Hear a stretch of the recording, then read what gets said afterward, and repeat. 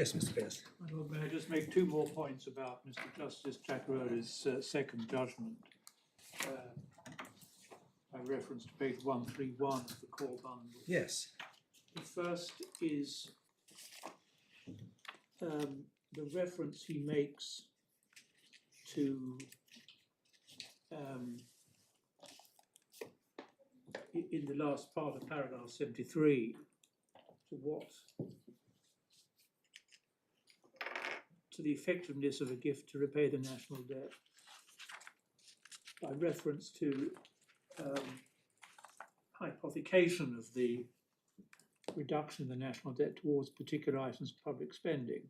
And the court would have seen that Professor Ellison gave some examples of what would happen if you applied the reduction in the interest payable on the debt to alternatively particular items of expenditure or particular heads of taxation.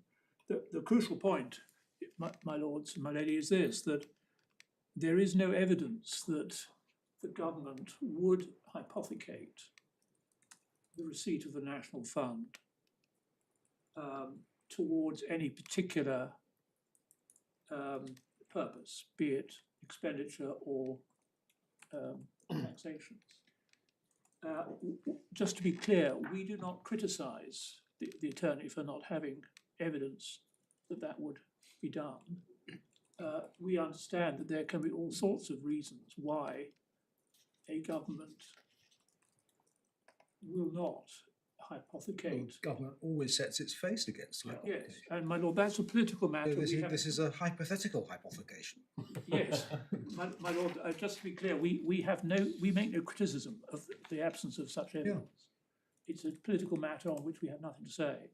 But the fact is there is no such evidence. So it's not a case of saying that some particular benefit, £1 or £2 per school child in primary school, is being foregone.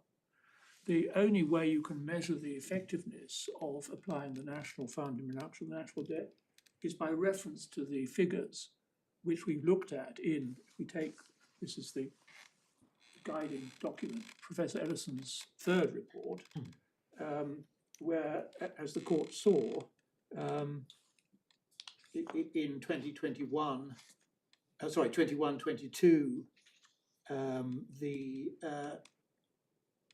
general budget balance was £183 billion in deficit. Total government expenditure was for 2021 to 22 was projected to be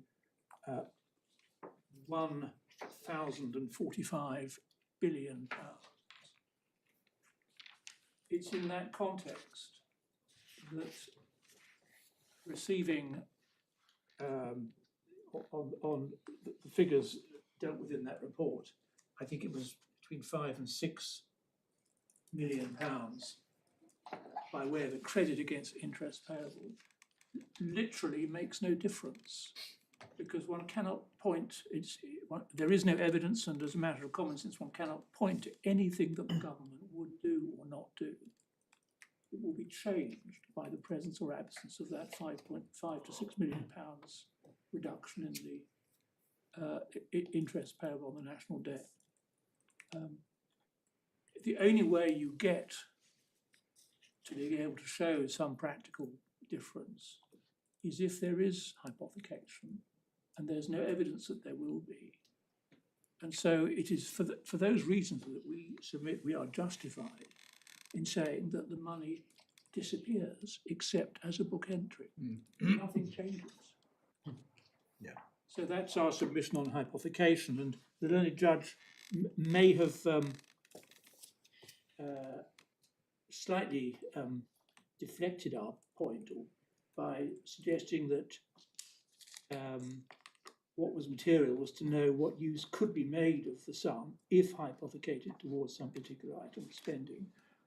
There's no suggestion that it would be, and so that's not the appropriate measure.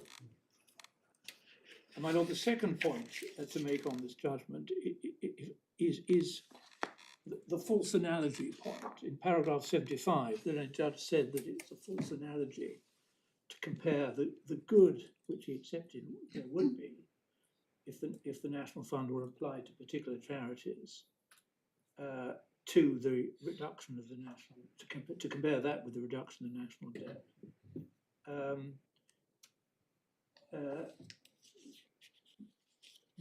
My Lord, our point is simply this, that one of the crucial benefits of the trustee scheme is that it does give the new trustee of the fund a discretion to apply the fund for general charitable purposes in the United Kingdom in accordance with aims which are to be derived from the spirit of the gift.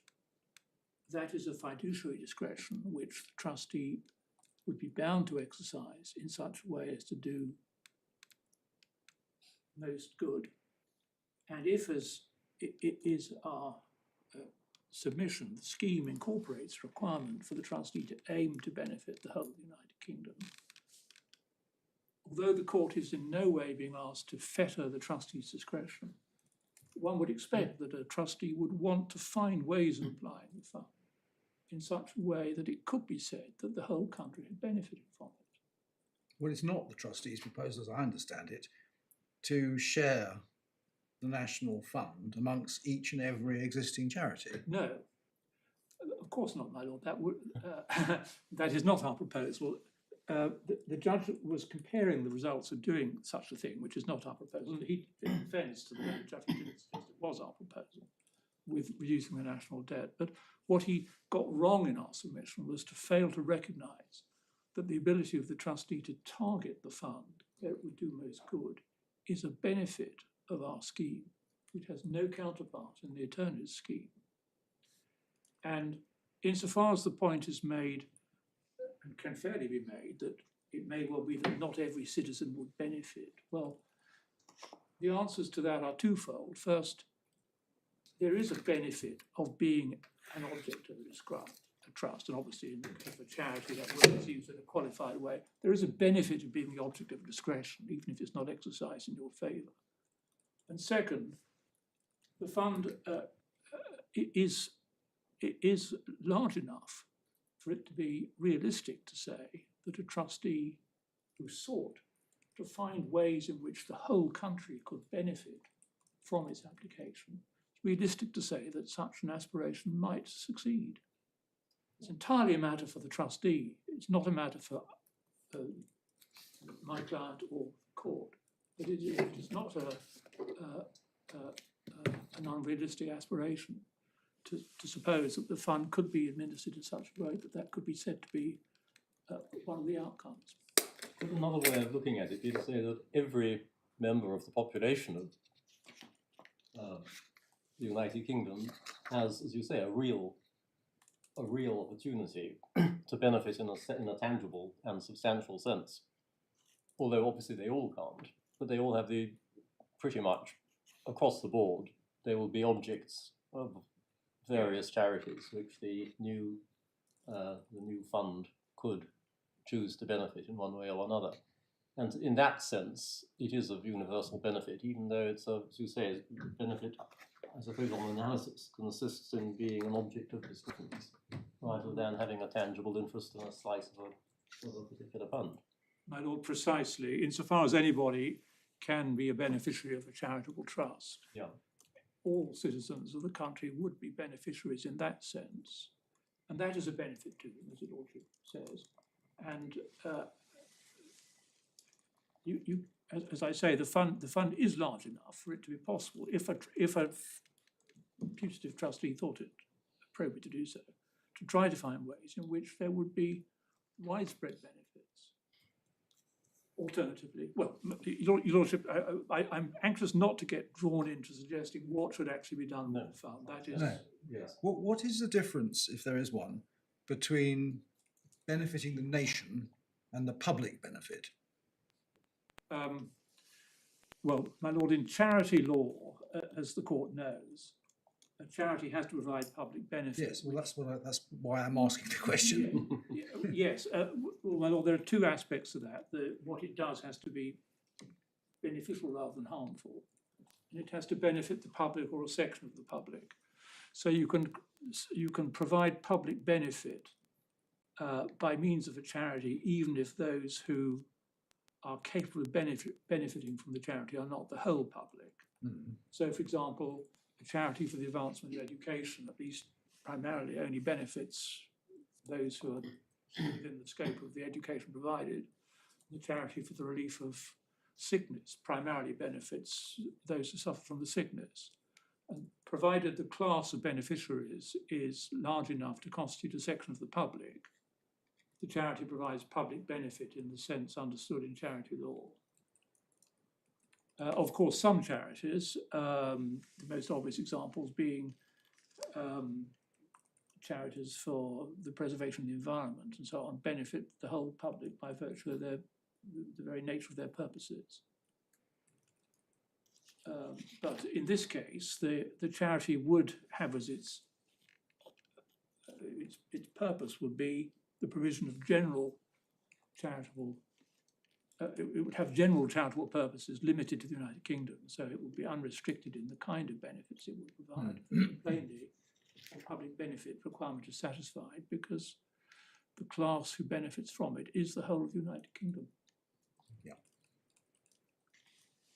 Just before I forget, is there a distinction between what is charitable in different parts of the United Kingdom in any sense that's materials of this? My lord, there are some differences. For example, in this respect, that the Charities Act of 2011 applies in England and Wales. I thought, yes. There is a separate statute in Scotland which contains a similar enumeration of charitable purposes. They're not identical. The difference that comes to mind, I think there are two differences that come to mind. One of them relates to the way in which religion is defined. I think in Scotland they have a more receptive definition when it comes to, I think basically in Scotland any philosophy is capable of being a religion.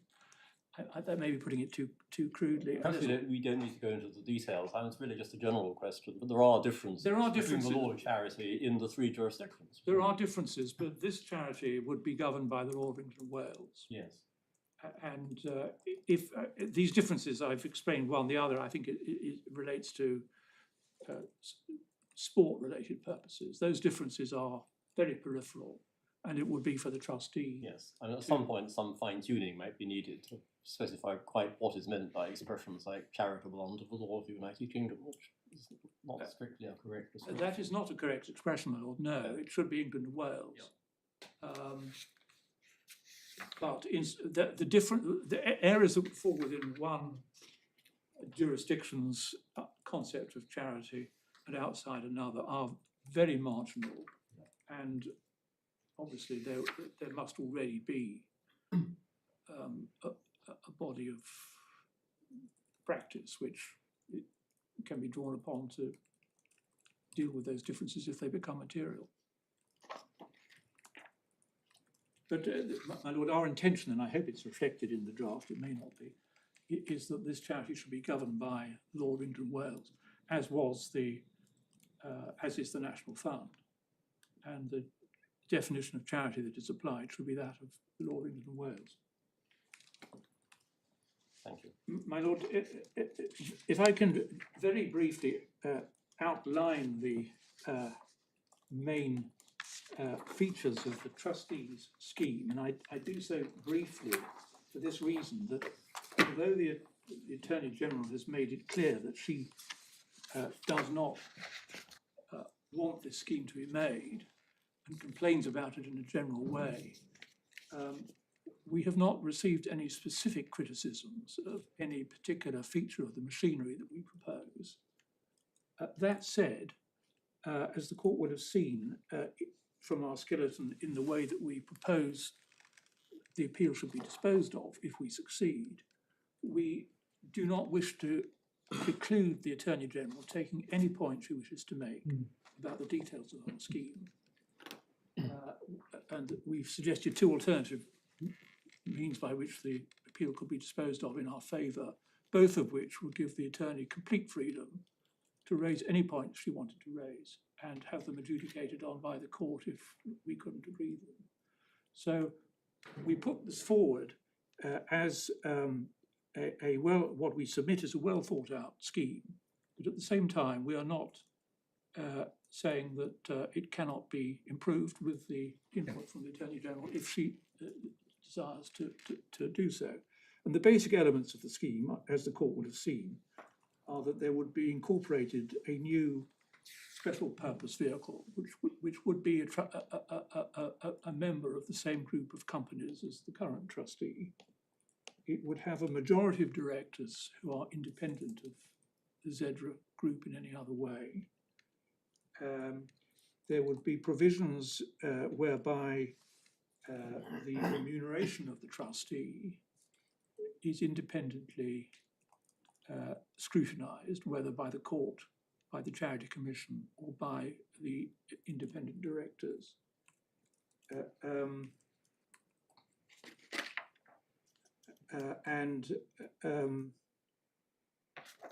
The trustee would be advised by an advisory board of, I think, between 6 and 12 individuals who would be appointed because of their ability to inform the trustee about particular areas of potential activity. And this structure has been developed with the assistance of Sir Stephen Bubb, who was a leading expert in charity administration in the United Kingdom. In our submission, it represents as I said, a well thought out and practical method of giving effect to our general proposal, which is the fund should be applied for general charitable purposes in the United Kingdom. I should have mentioned that it's proposed also that the initial directors of the trustee should be approved by the court, or that the court should have the opportunity to consider them. So we've built in everything which we submit could possibly be a matter which needs to be scrutinised in the general interest of charity, and we accept that in regard to the details of our scheme, nothing is sacrosanct. The interests of charity in this jurisdiction are paramount, and the whole scheme is subject to the attorney's review should the court uphold the principle. The other aspect of the scheme, the other aspect of Sir Stephen Bubb's proposals, as the court has seen, is that the charity could operate as what he describes a wholesaler charity. This was his option C. Yes. My lord, the point of that is that Sir Stephen considered whether or how best to address the potential point that there are already too many charities.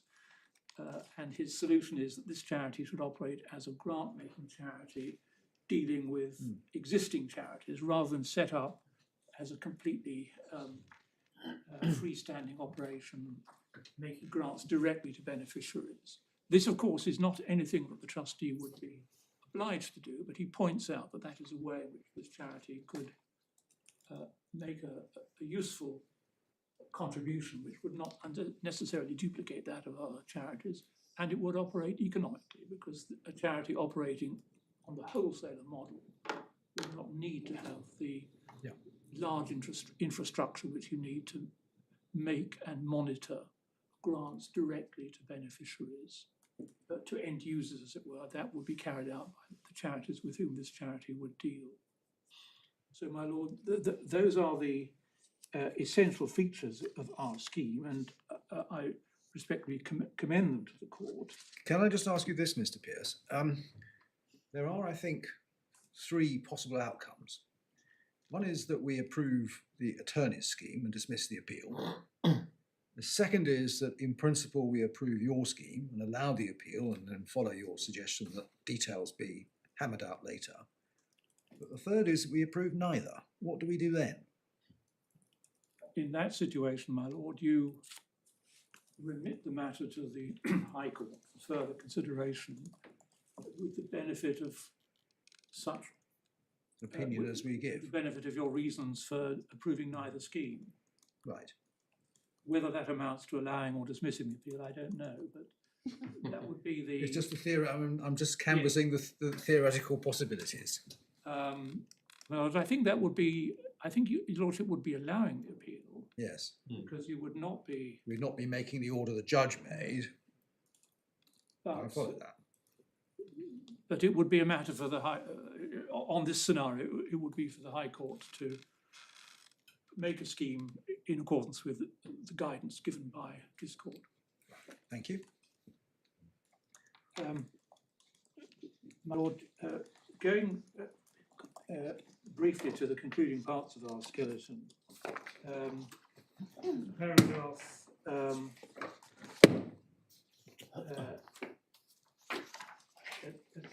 at paragraph 72 onwards, we submit that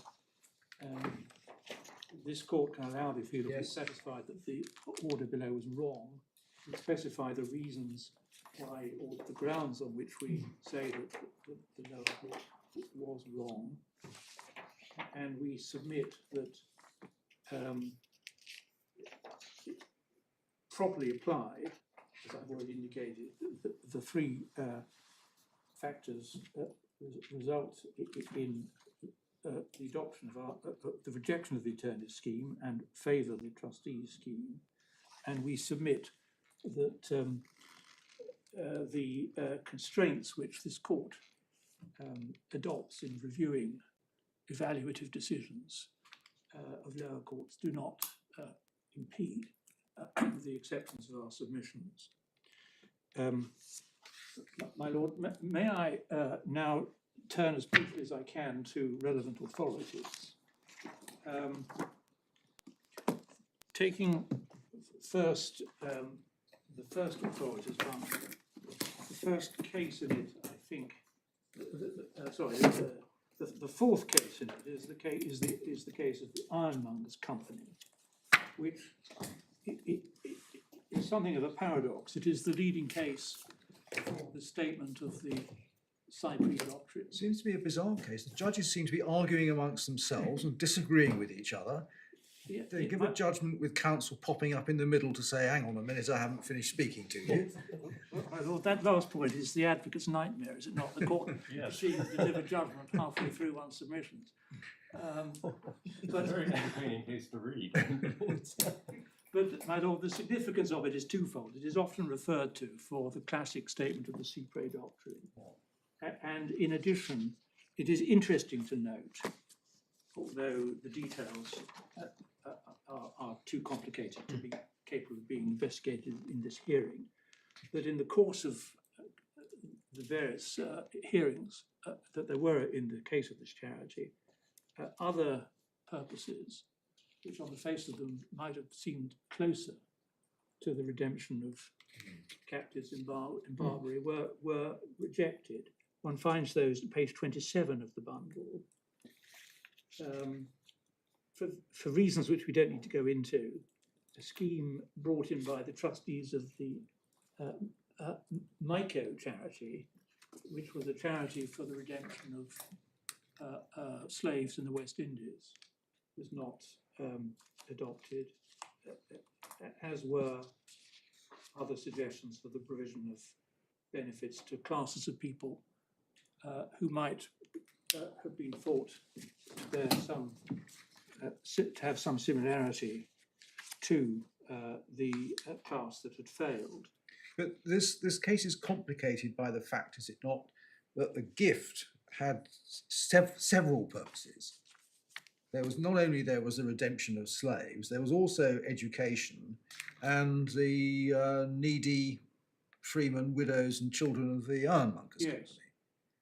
So if one purpose fails, you might legitimately say, well, we'll allocate to the other ones, which I think is what the court did in the end. My Lord, that's right. The reason why you get from redemption of captives in Barbary to education in accordance with the teachings of the Church of England is because of other gifts in the world. Yeah. My Lord, I don't suggest that this court derives any greater assistance from that case than the authoritative statements of what the cy-près doctrine actually is, in particular Lord Cottenham's statement on page 30 of the volume, and the examples, which I accept are perhaps of limited value because of the procedural complexities of the case, of other purposes that were closer to the original purpose that were passed over. My Lord, the next authority to which I would refer the court is prison charities, re-prison charities, which is tab 9 of the bundle.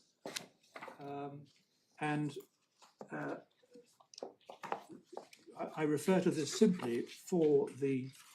Lord Cottenham's dictum was applied here. Lord Cottenham's dictum was applied and stated to be the authority and guide by which questions like present could be considered and determined. My Lord, that's the passage at pages 65 and 66 of the bundle. So these two cases in our submission really embody the classical doctrine of cy-près. The next authority to which I would take the court is Camden's charity, Camden's charities, and my Lord, the decision of the Court of Appeal in this case is of some indirect assistance in dealing with the point which my Lord Sir Launcelot Henderson put to me this morning. Is it not a problem, I'm paraphrasing the way the court put, is it not a problem for you, that is to say for the appellant, that the reduction of the national debt is undoubtedly a charitable purpose? And Camden Charities demonstrates why it is not a problem, because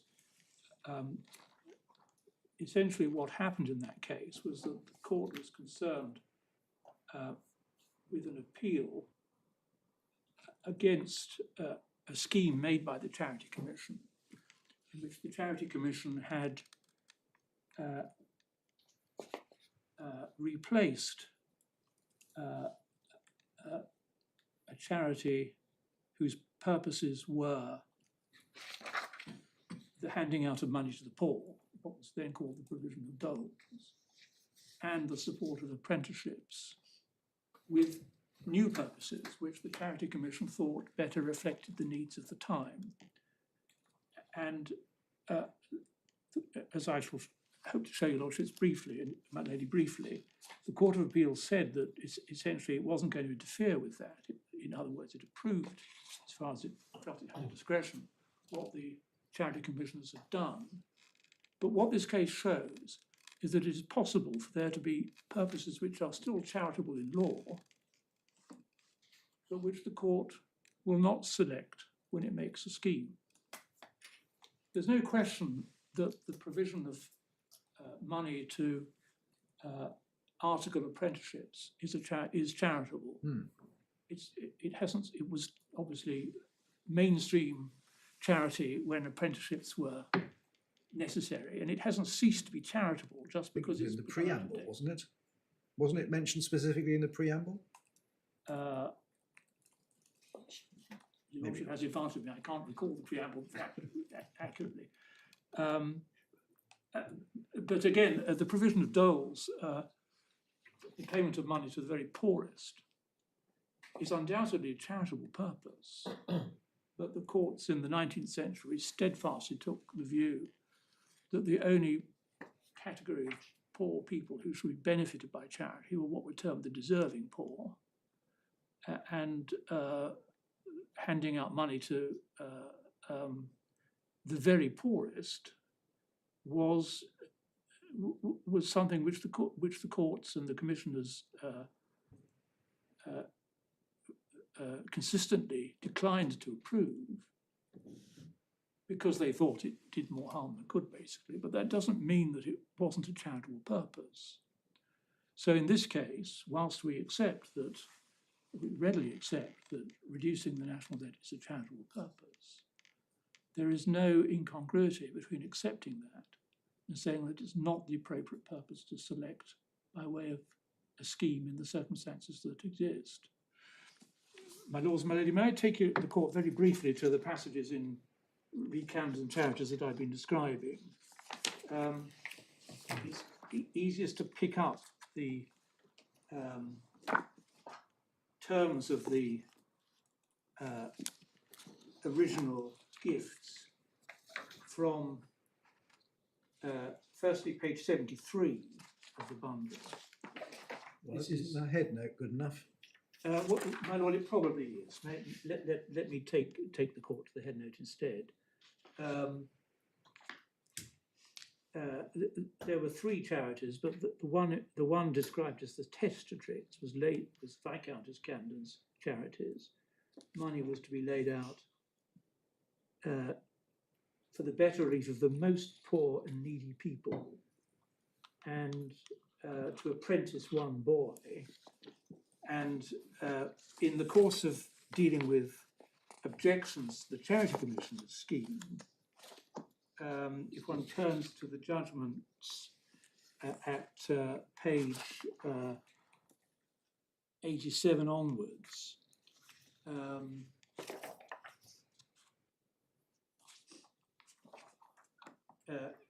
halfway down page 87, the Master of the Rolls says that firstly, the sum of money involved is too large to be committed entirely to apprentices. But on page 88, he says, times have changed, ideas have changed, no longer obligatory on poor boys to be apprenticed. So what they ended up doing was to dismiss an appeal against a scheme which made some provision for apprentices, but made other provision for education of the young and support of the young, not limited to apprenticeships. And over the page, at page 89, here we see a clear statement of the court's the position that was prevalent in the 19th century, that the extension of doles is the extension of mischief. That is the way the matter is put halfway down the page. It's a very good reason for not extending them if we can help it.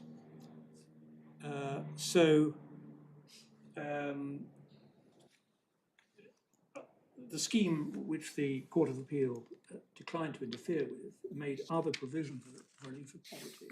But that doesn't amount to saying that the provision of doles is not charitable. It is.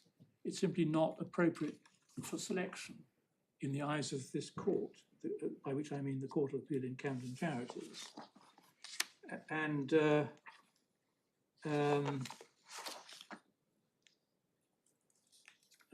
Lord Justice James and Lord Justice Lush delivered judgments to the same effect. I thought that there was some interest in the passage from Lord Justice James at page 333, page 95 of our report.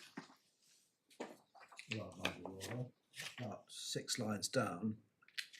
He says the real mode in which the objection was addressed to us was this: ours is a more cy-près application than yours.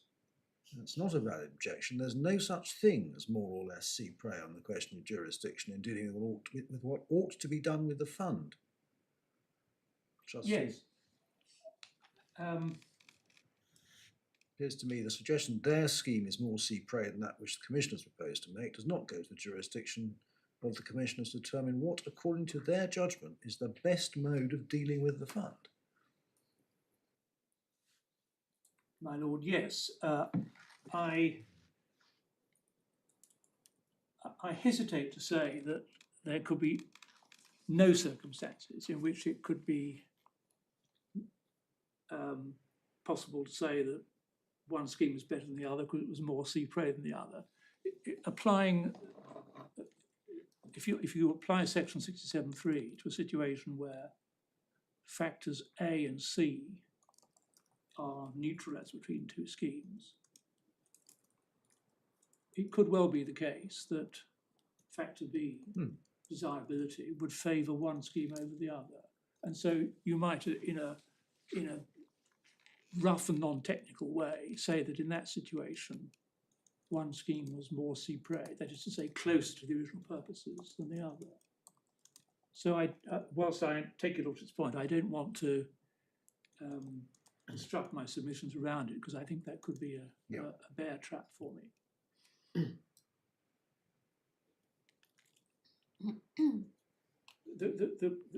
My point is simply this, that the court is now concerned with applying section 67(3) and statements which emanate from a time when there was no such section are not necessarily a conclusive answer to a problem. And there's also the suggestion that the spirit of the gift is, this is the origin of the phrase. Yes, this is one of the two possible sources for that phrase. My lord, moving on, if I may, because I'm conscious that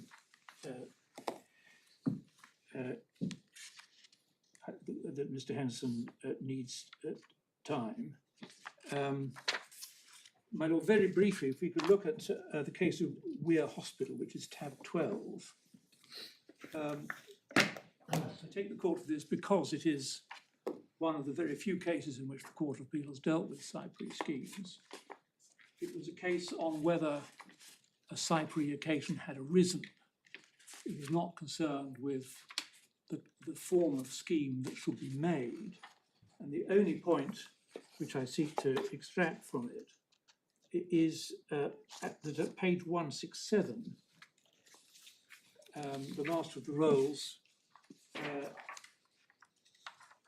in describing the jurisdiction, said this, about 8 lines down: whenever the cy-près doctrine has to be applied, it is competent to the court to consider the comparative advantages of various charitable objects and to adopt by the scheme the one which seems most beneficial.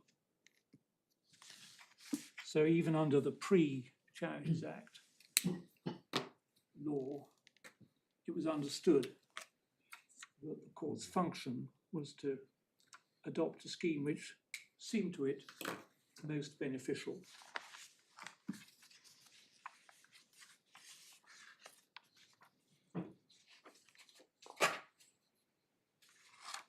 Yes. My lord, the next case I was proposing to mention was the anti-vivisection case, which is at tab 18. This was a case, as the court will know, where a putative charitable purpose was held not to be charitable because it was harmful.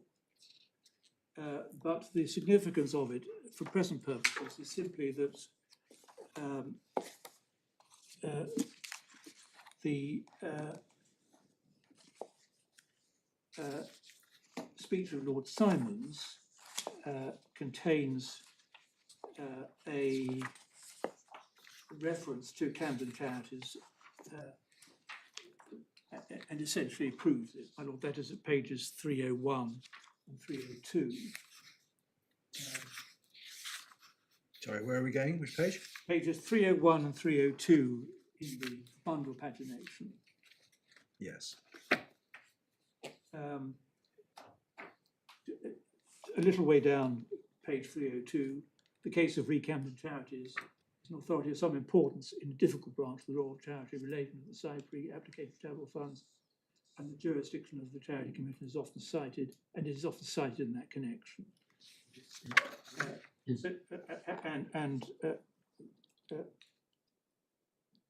Remarks of Sir George Jessel are quoted. Yep. There's nothing more in that case that I seek to rely on. My lord, the next authority to take the court to is number 22, Pegs and Lamb. This was a case where a trust had been created for the benefit of the freemen of a particular borough, it was held that it was a charity and that a cy-près occasion had been had arisen, and Mr Justice Morris, as he then was, dealt on the last page of the judgment, page 383 of the bundle, with what should be done. Just below letter D, he says, there will come a time, if it has not arrived already, when the class of freeman ceases to be a sector of the public at all. Not necessarily whether that time has passed, as is the case for a scheme under section 13(1)(e)(3), that is the broadest category of cy-près occasions, because I think it's clear that a sufficient case is made out under paragraph D, that deals with, I think, the assets being more than is required. And he says the original basic intention or spirit of the gift was the benefit of the borough of Huntingdon. So that is an example of the court discerning the spirit of the gift. It was an unwritten charity, which had, the existence of which was inferred from custom, but it is perhaps interesting to see the way in which Mr Justice Morris characterised in that case. Before we leave that case... What happens in that kind of case? You told us that if it's left to the nation, it goes in reduction of the national debt. Here it's now for the inhabitants of Huntingdon, who now selects how that benefit on the inhabitants of Huntingdon is going to be provided. I mean, is that simply a matter for the scheme? I'm just not sure how it works once you've got one of these trusts for a place, which we see in the Privy Council case as well. So what actually happens to decide how the money is going to be spent? Well, what would have happened next in this case is that one of the parties, most usually the Attorney General, would have prepared a scheme and submitted it to the court for approval. Well, that I understand, but what goes into the scheme? I mean, does it say the Borough Council is going to choose some charity, or does the Attorney General say, well, I'm going to nominate such and such a charity within Huntingdon? Well, my lord, there is no, as far as I'm able to say, there is no... No parameters? There is no preordained answer to that question. The person whose responsibility it is to make a scheme will prepare what he or she considered to be the most appropriate scheme. There might well be a process of consultation on it, but ultimately it would be for the scheme-making body, in this case the court, but in other circumstances the Charity Commission, to decide. So it's really the requirement for approval which provides the necessary sort of discipline.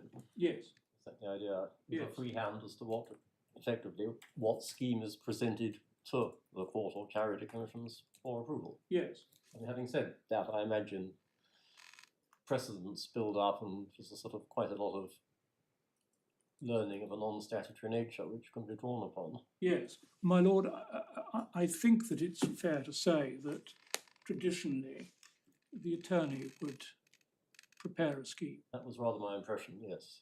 This obviously is a different case, Yeah. because the court has sanctioned a situation in which the trustee and the attorney present alternative schemes for reasons which are peculiar to this case. But in a straightforward case that had come before the court, the traditional course, as your lordship knows, would be for the court to direct the attorney to bring in a scheme. But other methods of arriving at a scheme are possible.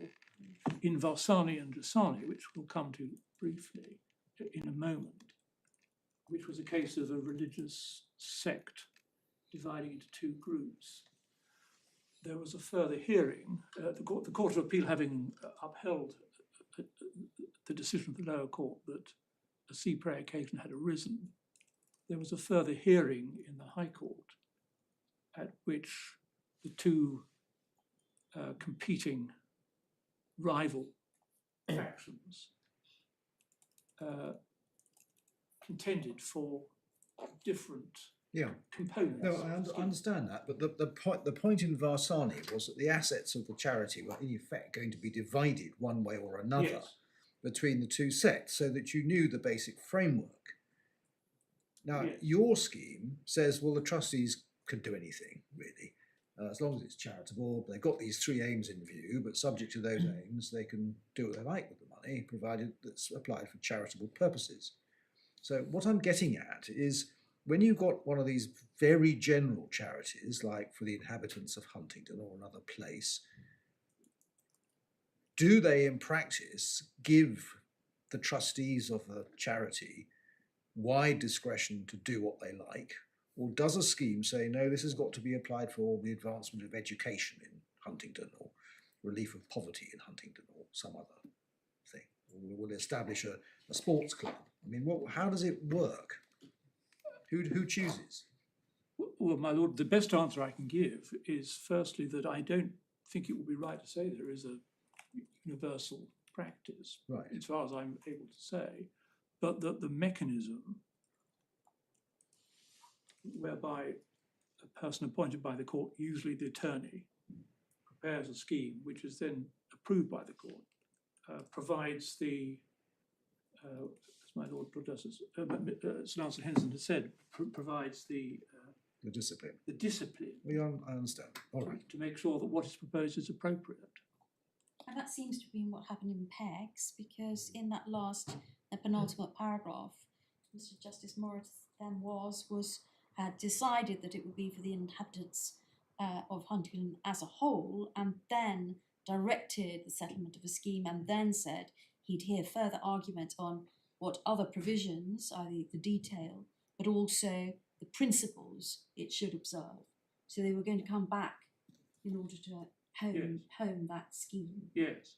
If my Lord's concern is with the general nature of our proposed scheme, what I would say about that is that in this particular situation, it is the right thing to do. The focus should be on the robustness and integrity of the machinery that's to be put in place for administering the charity. If the court were to invite representations as to what particular charitable purposes should be incorporated in the scheme, that would unleash an avalanche of suggestions. Zedra, my client, has some experience of that. It has received numerous helpful suggestions as to what to be done with the money. And if the matter were formally publicised, there will be an avalanche of suggestions. That is why the trustee considers that the appropriate course is not to make suggestions of its own or invite the court to endorse particular suggestions, but to focus on putting in place a really first-class mechanism for evaluating how the funds should be applied in when the charity is established. And that, as Sir Stephen Bubb's report indicates, that may well involve issuing some kind of prospectus stating what trustees wanting to be told by various potential applicants. It would involve extensive consideration and consultation. But that, in the trustee's submission, is the right way to take this forward, and not for the court to get involved in choosing between what will undoubtedly be innumerable suggestions as to how the money should be spent. So it's... But should we not be concerned in relation to the generality, but also that model means that a great deal of time, but also money, will be spent at the stage on each occasion of determining whether a particular project or a particular purpose is appropriate. And you say you have a very Rolls-Royce mechanism for the advisory board, etc. But should we not also, or not, is it not our business to be concerned about whether that is a very heavy mechanism which will be in itself costly in relation to a fund which is meant to be for the benefit of the nation. Well, my lady, my first response to that is that Sir Stephen's advice or his report is to the effect that the costs of administering a charity on his model would be proportionate to the value of the funds that are being administered. He gives figures for what it in his view would cost, firstly to set it up and then to run it. Those figures may well, of course, be out of date now, but if one looks at them, they do not appear to be excessive in relation to what is at stake, as it were. And the second answer is that it's right that there should be a proper mechanism for administering the fund. Sir Stephen's report gives examples of where, he gives a particular example of a fund set up in the pandemic to provide quick support to, I think, third sector bodies generally, which was criticised, which was implemented in a hurry, understandably, and then criticised by the National Audit Office for lack of transparency. And he draws lessons from that, which include that you have to get the governance right. And so it's in that spirit that his proposals are put forward. Yeah. Thank you. I was just concerned also that if one has a blank canvas, almost, that it's inevitable that there will be more consideration and more administration and more cost than there would be if you had at least some honed object. Well, my lady, the difficulty is in deciding what the honed object should be. If one opens up the debate to say what should this fund focus on, there will be many, many suggestions. I understand. Thank you. My lady, in the Chancery Division, which we are perhaps still a part of in this hearing, should not be afraid of conferring wide discretions on appropriately qualified trustees. One calls to mind Lord Wilberforce's description in Macphail and Dalton, which is a case about a discretionary trust, about how the trustees of discretionary trusts go about their purpose. They analyse their beneficiary class, they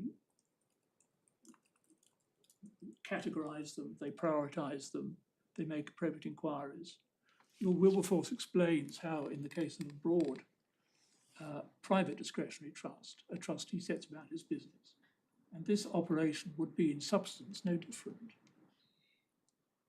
What you should not do in our submission is just have a general free-for-all where anybody who thinks he has a good claim on the money is invited to write in. You have to have some kind of structure for prioritising potential areas of interest.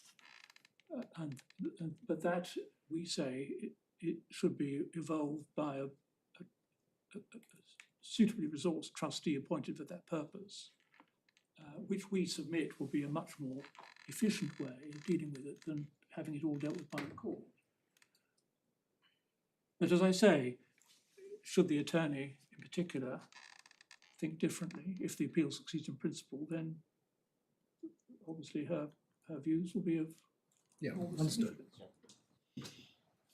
Right, well, that's Pegs and Lamb. Yes, my lord. If I may now go on to Varsani, which is tab 24. Varsani and Giussani is the case we've already discussed. Do we get much out of this apart from the bit the judge has quoted? Well, my lord, only this. I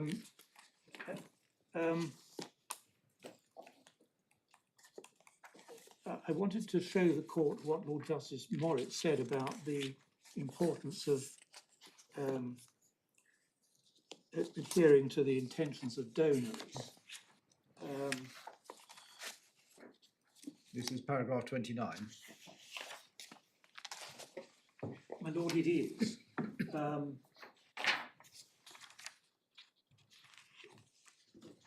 he says in rejecting the attorney's submissions, he doesn't seek to belittle in any way the concerns expressed by his counsel. The first being concerned that potential donors should not be deterred by a belief that their intentions will be overridden by a too ready use of the cy-près jurisdiction. I agree that that problem has to be set beside the equal but opposite problem that in circumstances unforeseen by the donor, his or her bounty may not achieve all that was intended or is reasonably feasible. The balance between these two considerations has to be struck, and was struck by Parliament in 1960 when, following the Nathan report, it enacted section 13. My lord, this is all to do with when a cy-près occasion has arisen. Yes, It's not to do with not the contents. schemes. He goes on to say, since then it's been the duty of the court fairly to apply the provisions of that section to the circumstance of each case, without any predilection either to making or refusing to make a scheme, altering the original purposes of the charity. Had Lord Justice Morritt been speaking after the enactment of section 67 and discussing rival schemes, he would have said in our submission that it's the duty of the court faithfully to apply the provisions of section 67(3). The point being that this jurisdiction has now been codified by statute in a way that it hadn't previously been.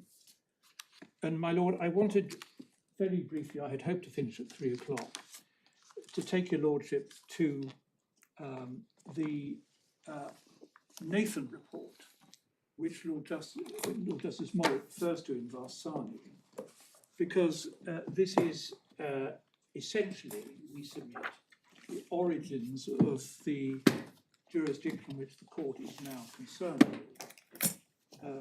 The Nathan report is at tab 44 of the second. It's concerned with the jurisdiction about when a cy-près event arises, isn't it? It's not concerned with the contents of the cy-près scheme. Well, at least it's not the origin of the contents of the cy-près scheme, is my it? lord, the point is this, I can do it very briefly. The Nathan Committee, which was in its time a very significant milestone in the development of charity law, recommended both that the range of cy-près occasions, triggers, should be broadened, and also that the court's or the commission's jurisdiction to make a cy-près scheme should be codified, and they recommended that it be codified on the same lines as a Scottish model. What happened was that the first half of that proposal was enacted by the Charities Act. The cy-près occasions were broadened in the way with which this court is familiar.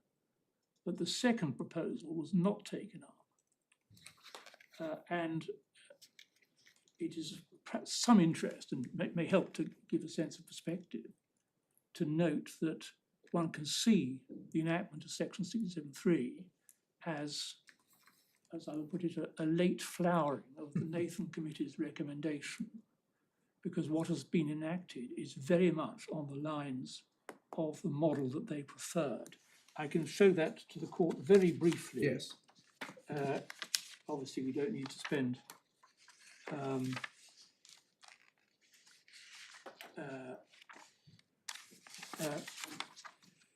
much more time on it. If one goes to page 988 of the bundle,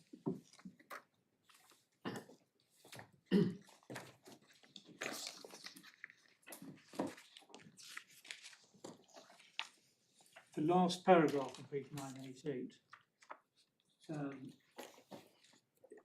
paragraph 119 of the report, is to the effect that, looking at the last sentence, the need for relaxation of the strictness of the doctrine is now urgent. And then going on to page 995 of the report,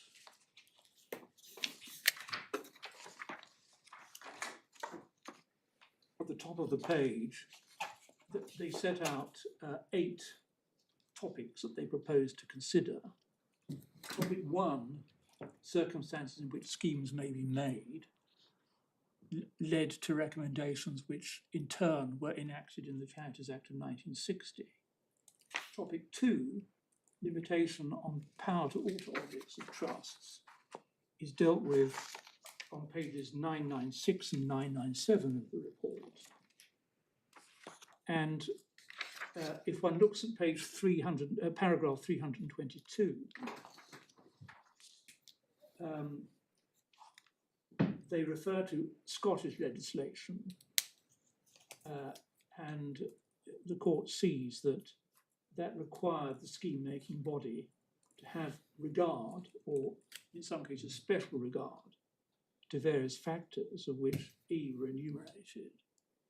And what they say is, in our view, these represent as much detailed guidance as can profitably be laid down by the legislature, and they're confirmed in that by something that happened in Scotland. So that, although it's perhaps a little difficult to extract from the text, is actually what they prefer. And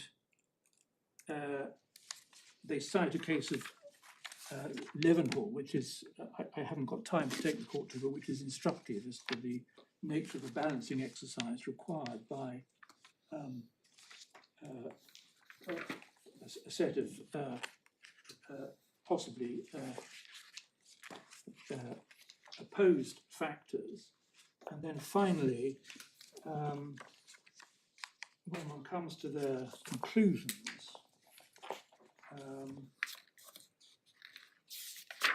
one goes to a summary of their main conclusions.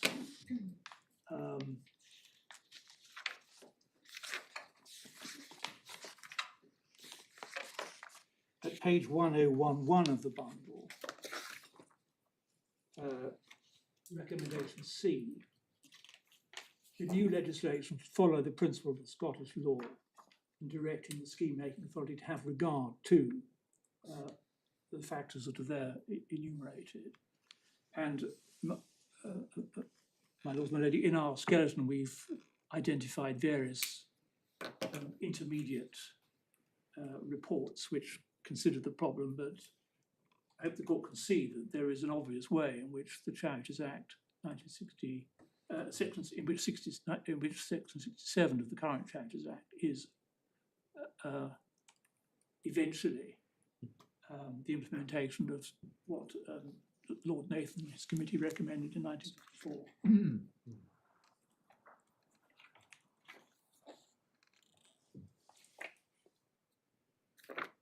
My lord, unless there are any other points I can assist the court with, that is my view. Thank you very much, Mr. Pearce.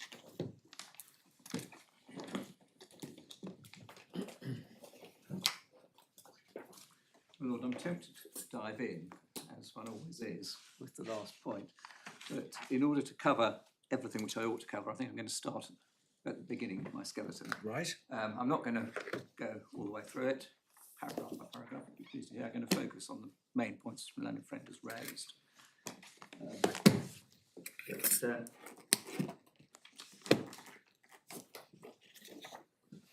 The first point perhaps arises under paragraph 6 of my skeleton, and the scheme proposed by the appellant and the relief which they're seeking, because that does seem to be something of a moving target. Because when one looks at the appeal notice, what's asked for is an order by way of scheme that the provisions of the deed dated 9th of January specifying the trust of the National Fund should be modified in accordance with the draft order and schedule here. Sorry, where are we? We're in the appellant's notice. Sorry, then, are we?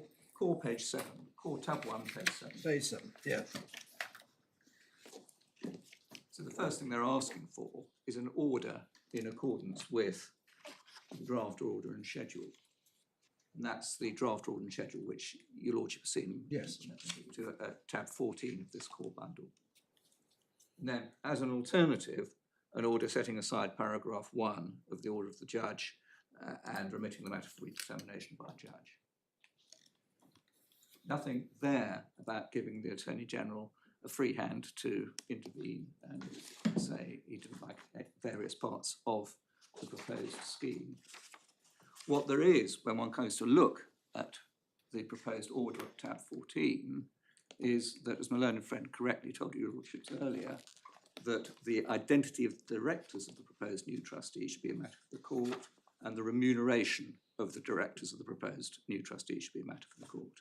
And that's it.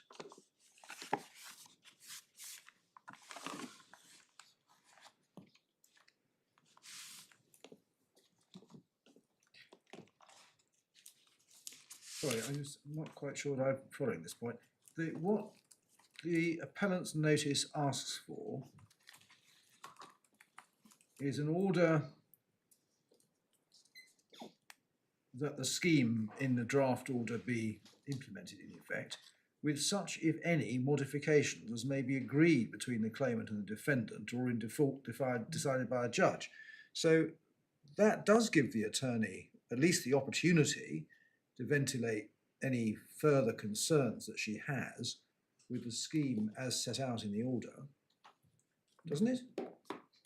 That's not, that's one way of reading it, my lord. But how else should I read it?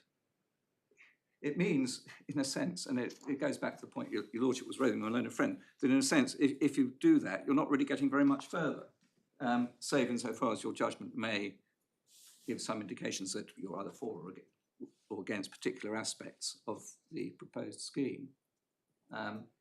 And with respect, the question your lordship asked about what happens if you're against both me and against the proposed scheme was exactly the same question which the judge asked at one stage in the course of the hearing.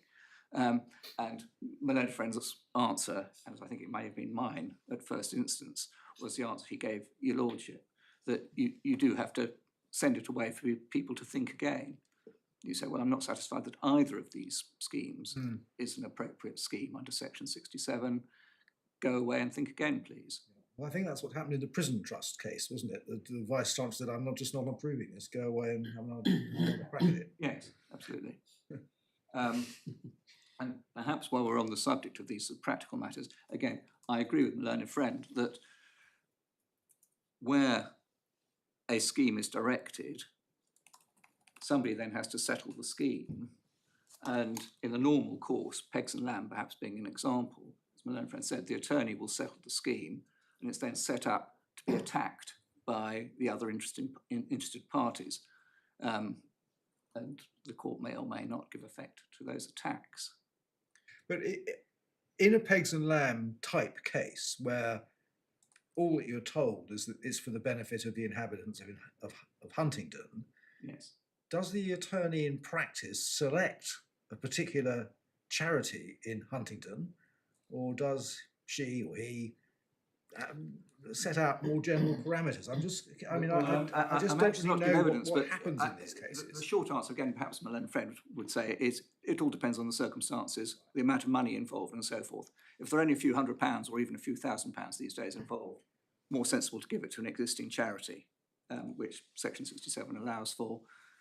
If there are hundreds of thousands or millions of pounds, it may be appropriate to set up a revised form of charity for the benefit of Huntingdon or the inhabitants of Huntingdon, perhaps in a particular way, perhaps not in a particular way, depending on the circumstances. So this is a question for the discretion of the attorney and or the commission and or the court? Ultimately, for the commission or the court, the attorney produces a draft, yeah, and that's why I say it's then attacked or shot at. And the second round, I think, of Varsani and Giussani went an unusual way, but the judge dealing with that said that in the normal course, he would prefer to see the scheme being drawn up by the attorney, and the onus would then be on other people to say why what the attorney suggested was wrong. But it very much is, I think, horses for courses. That right. It's impossible to lay down a general rule as to how it would work. The complication in this particular case are the gifts which are dealt with by the Debt Management Office, because there are two categories of gift, and distinguishing between the two categories is, in my submission, of critical importance as far as this appeal is concerned. There are gifts for the specific purpose, or gifts to the Treasury, the Crown, for the specific purpose of reducing the national debt. They don't need a cy-près scheme. They don't need their purposes being altered, because the purpose is specified, we know it's a charitable purpose, and therefore those gifts or trusts simply go to reduce the national debt. Are they part of the national fund? No, the national fund is a quasi-private Well, that's what I institution. thought. I mean, nothing that we decide is going to affect gifts which are paid direct into the account maintained by the debt commissioners under the 1823 Act, is it? No, my lord, is the short answer. But if I were to give £1,000 for the reduction of the national debt, that would be a charitable gift, Certainly, and it would go to reduce the national debt. yes. If, on the other hand, I was to give £1,000 on trust for the benefit of my country, England,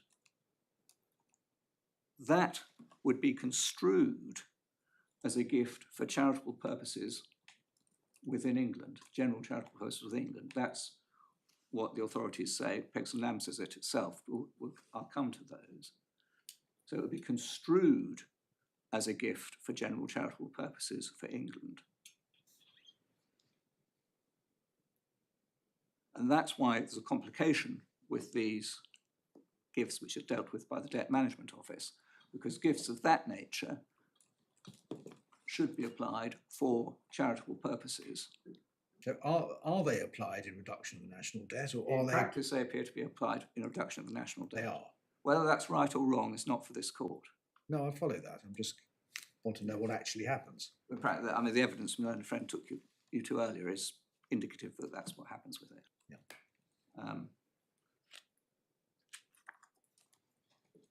But it's the point raised by my lord Sir Launcelot Henderson earlier, where he said, well, does that mean that if I give a gift to the government, or if I give a gift to my country, England, full stop, it's a valid charitable gift? Answer, yes, it is, because that can be construed as a gift for general charitable purposes within England.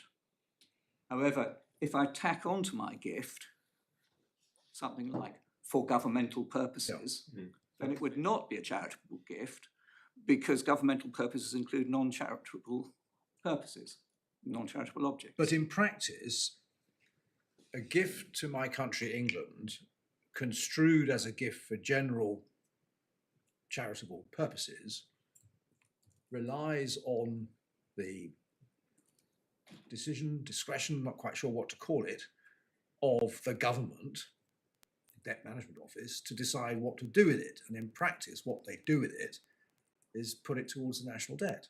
In practice, that appears to be the case, my lord, yes. But you accept, do you, or perhaps you don't, that they don't have to do that. If it's a gift for general charitable purposes, they could decide to give it to the NSPCC or the National Trust or whoever they choose. And when your lordship says they, it wouldn't actually be the trustee that would decide, because you would need a scheme, and that could be a scheme made by the Charity Commission or the court, or, and it's some ancient law which still exists, where there is no trust, typically in a will, where there's simply a legacy of £10,000 to my country, England. Does that carry the implication that without a scheme, a gift to my country, England, should not be applied in reduction of the national debt? My lord, there's a parallel jurisdiction It's just a where there's signed no manual. trust, which is colloquially known as a signed manual jurisdiction. It is technically vested in the sovereign, but has been devolved by the signed manual, by a document signed by the sovereign, to the Attorney General to effectively make schemes in cases where there are no trusts, because the court's jurisdiction historically was said to depend on the existence of a trust. So going back to my example of the will, if I simply leave £10,000 to my country, England, then the scheme would be made by the Attorney General under the signed manual. However, if I left £10,000 to my trustee on trust for my country, England, the scheme would be made by the Charity Commission or the court. Well, that I understand, but who chooses to apply a gift to my country, England, in reduction of the national debt? And by what authority do they make that decision? That's the question I'm getting at. I understand, my lord, and that's the question which doesn't arise in this case, because it's clear that this particular gift, under its terms, prior to any scheme, was to be applied by the trustee by paying it to the National Debt Commissioners, to be applied by them in the reduction of the national debt. And that's why this point is so important in this case. The payment to the National Debt Commissioners in reduction of the debt, in reduction of the national debt, is the fulfilment, or would be the fulfilment, of the charitable purpose.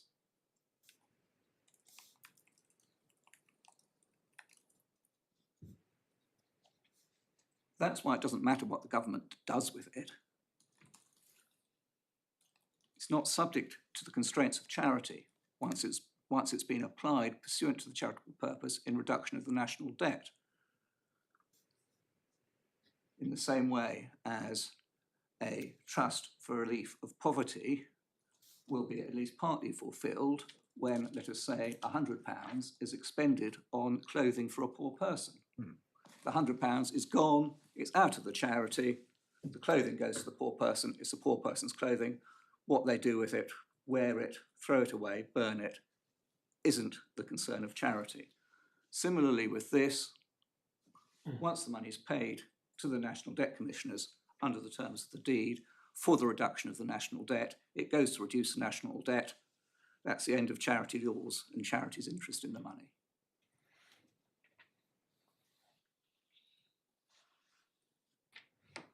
So the audit trail would end, as it were, with the receipt of the National Debt Commissioners. Yes. And at that point, it's no longer charity law's concern what happens, because the trust has been fulfilled and has worked its work to its conclusion. Absolutely. So, I mean, suppose in this case it had been possible that the fund had grown with other funds to be sufficient to discharge the national debt, it would have been applied and the other funds would have been applied to discharge the national debt. End of charity, end of case. But that purpose has failed, and we have a non-appealed finding to that effect. So what follows? Sorry, that we don't have. So we do, and we have the judge's decision that that purpose has failed, which is why we're dealing with a cy-près application. Yes, and again, I'm getting ahead of myself to some extent, but your Lordship will have noticed from judgment number 1, J1, that I was in a minority of 1 in making submissions to the effect that the purpose or object of this trust was the reduction of the national debt, and everybody else contended successfully that no, the purpose was, or the main purpose, was the discharge of the national debt with the subsidiary purpose of reduction. Now, again, this is a summary. To some extent, I would submit that the appellant's case, or the appellant, is hoist with its own petard as a result of that, because if one's looking for a wider spirit of the gift than the actual purpose, because the actual purpose was narrowed down by the judge in judgment number 1 to the discharge of the national debt, which, as he says, encompasses the reduction.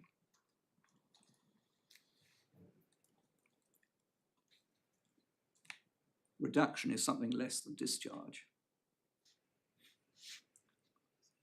And therefore the spirit can be the reduction. And that would be something which is less than the discharge, or wider than discharge, depending on how you look at it. In my submission, taking the extracts which one sees in the judgments as to what's meant by the spirit of the gift, I respectfully agree with what my Lord Sir Launcelot Henderson said earlier, that you can have a case where the spirit of the gift is exactly the same as the purpose of the gift. What the judges with respect meant in those cases was it's a wider inquiry. You're not stuck with the specified purpose. You look a little bit wider, considerably wider, depending on the circumstances.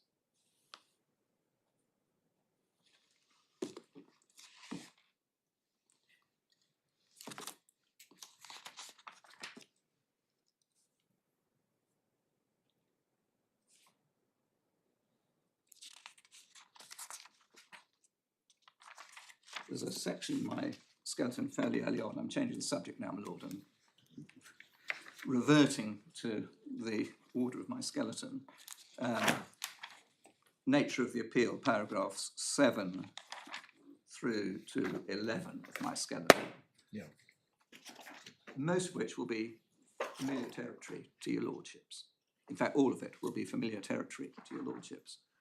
But the point in this case, when one comes to look at what the judge found in relation to the spirit of the gift, is that he didn't just look at the deed and the 10 items of correspondence which my learned friend took your lordship to earlier.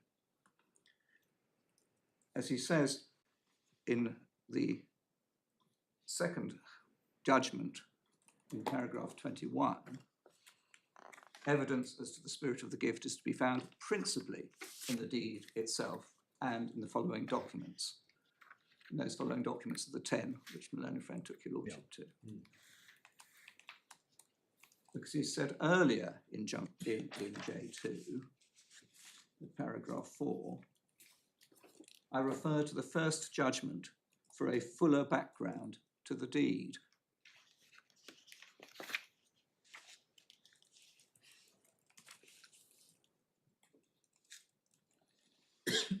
And when one looks then at the J1 judgment in that context, then one sees it at tab 3 of the supplemental bundle at paragraph 22.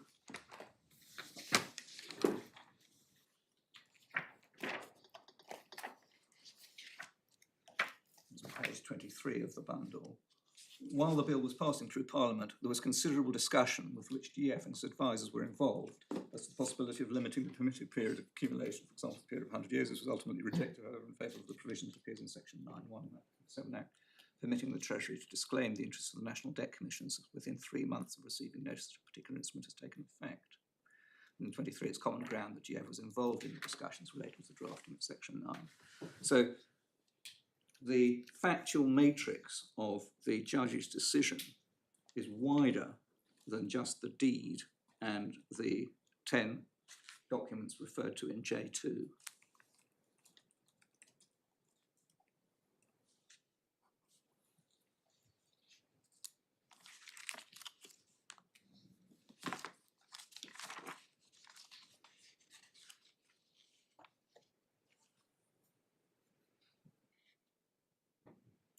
And that, looking at the authorities, your lordship's decision in Phage and Lord Hoffman in Biogen and Sprintrum, that is part of the penumbra which goes to the judge's decision on the facts. And it's not appropriate in my submission on an appeal by way of review just to pick or refer to the deed and the 10 documents. We haven't got the trial bundles here, but there are well over 2,000 pages in them. What we have got is a selection as to which I understand your lordship, my Lord Justice Lewison, has already looked at, because he referred my learned friend to page 218 of the supplemental bundle, the first letter chronologically in the bundle. We've got in these bundles the correspondence effectively dealing with the process which was gone through in order to obtain the passage of section 9 of the Superannuation, etc. Act of 1927. So that's one element of the penumbra which we could go through if we wanted to, but it's only one element.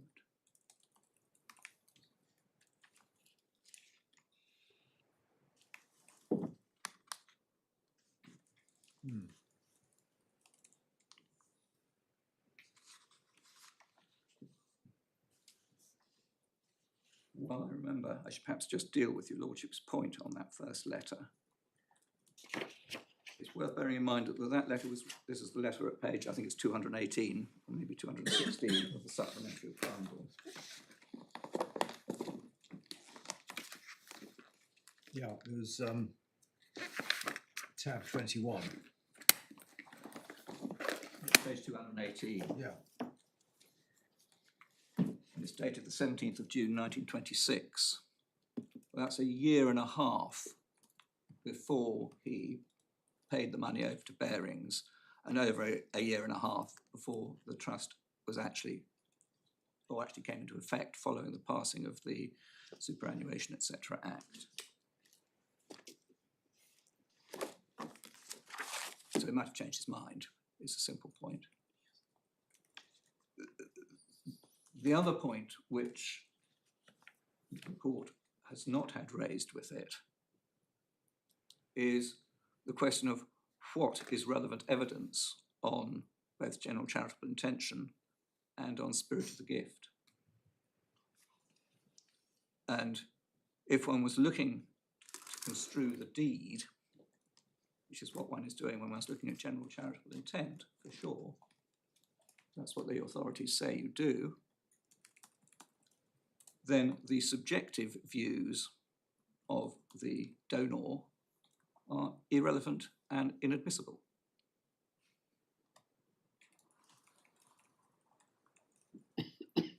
So in his first judgment, when the judge did rely on some of this external material to hold that Mr. Farrer did have a general charitable intent, you would say he was wrong to do so? He may have been, but again, as your lordship will be aware, there's a, I hesitate to use the word, but there's a grey area as to what constitutes evidence of background circumstances and what is mere evidence of subjective intent, one being admissible, the other being inadmissible. No objection was taken to the judge looking at that material.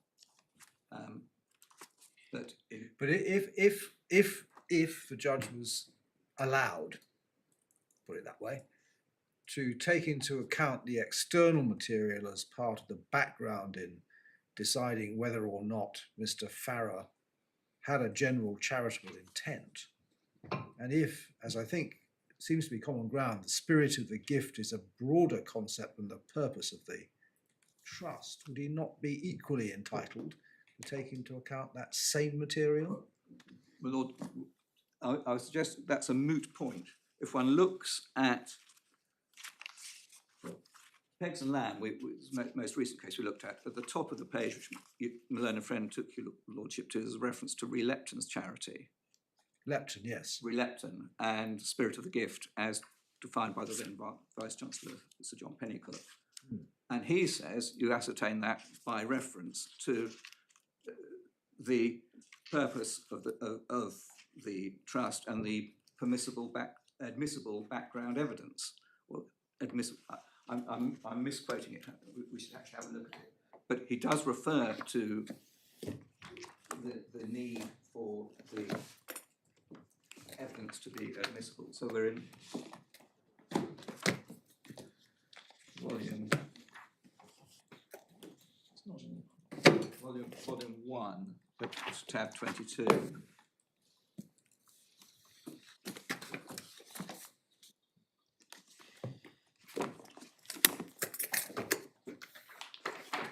Last page of that tab. The first paragraph on that page. Yes. In Lepton's charity, Sir John Pennycook construed the phrase spirit of the gift as meaning the basic intention underlying the gift, such intention being ascertainable from the terms of the relevant instrument read in the light of admissible evidence. Doesn't helpfully tell us what is and is not admissible in that context. Well, if I remember rightly, that was a case in which the charity was going to pay £3 a year to the dissenting clergyman, Yes. which was modest but not piffling in 17 whatever it was when the charity was set up. But by the time it came before the court, the Vice Chancellor said it was derisory. Yes. But as a matter of construction, that was all that the minister was entitled to. So he upped it in a cy-près scheme. But so the spirit of the gift can't have depended only on construction of the document, because as a matter of construction, he said, well, there's £3. It's absolutely clear. That's all the minister's entitled to. yes, but because it is clear from, amongst others, Farsani and Giussani, that the spirit of the gift may be wider than the purpose. So you're not construing to get the purpose, you're construing against or in the light of the relevant background or admissible background information to get the spirit. Try and find out what the spirit was. You may be able to find out what the spirit is just by looking at the deed. Yeah. You may need to look at more in the way of background circumstances.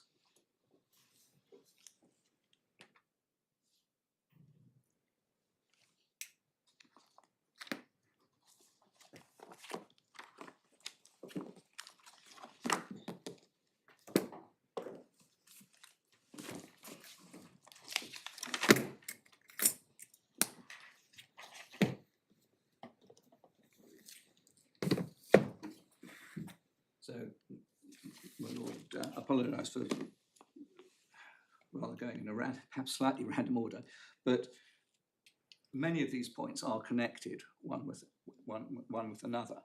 And having looked then at the part of my skeleton which dealt with the nature of the appeal, I referred to one aspect of the penumbra. I would propose to move on to deal with the point I've already addressed without reference to the authorities, which is paragraph 12 of my skeleton. Distinction between 1, trusts of discharge or reduction of the national debt, and 2, trusts expressed simply as trusts for the benefit of my country, England, or a particular area, town, or village or a particular class of inhabitants. And paragraph 12 of my skeleton makes the point that the distinction is important, especially in relation to the 67(3)(c), suitable and effective matter, because under a trust of discharge or reduction of the national debt, the charitable purpose is fulfilled simply by the application of the fund in the discharge or reduction of the national debt, typically by payment to the fund to the National Debt Commissions for that purpose. Gifts such as those in the Nightingale case and Rees-Smith are not, on their faces, gifts for a charitable purpose. In the absence of expressions to the contrary, such gifts are construed as gifts of charitable purposes for the benefit of the inhabitants of the county, area, or class concerned.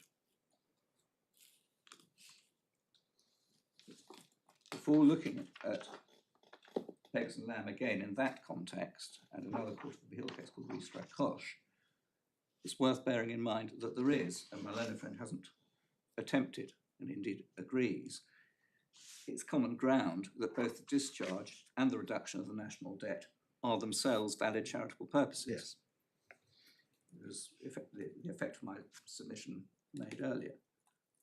You apply the money in reduction of the national debt if that's what the trust says, end of the trust.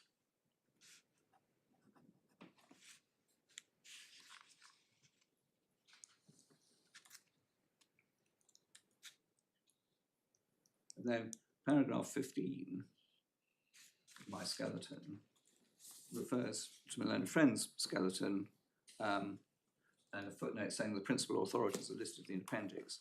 What I would say there is several of those authorities are not authorities for the proposition that a gift for a particular area is per se charitable.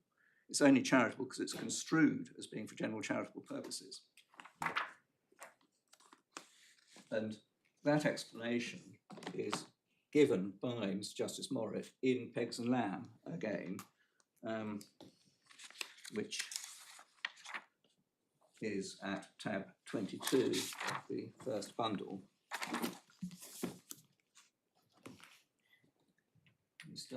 He deals with that at page 195 of the authority. This is just a very small point, but before I forget, am I right in remembering that Mr Justice Murray did have a lot of experience in charity law, having held the office that you now held? He did know, yes. It made appearing in front of him in charity matters always a challenge. Yes, I can imagine. Sorry, which page are we on, Mr. Page 381 of volume 1 of the bundle of authorities. And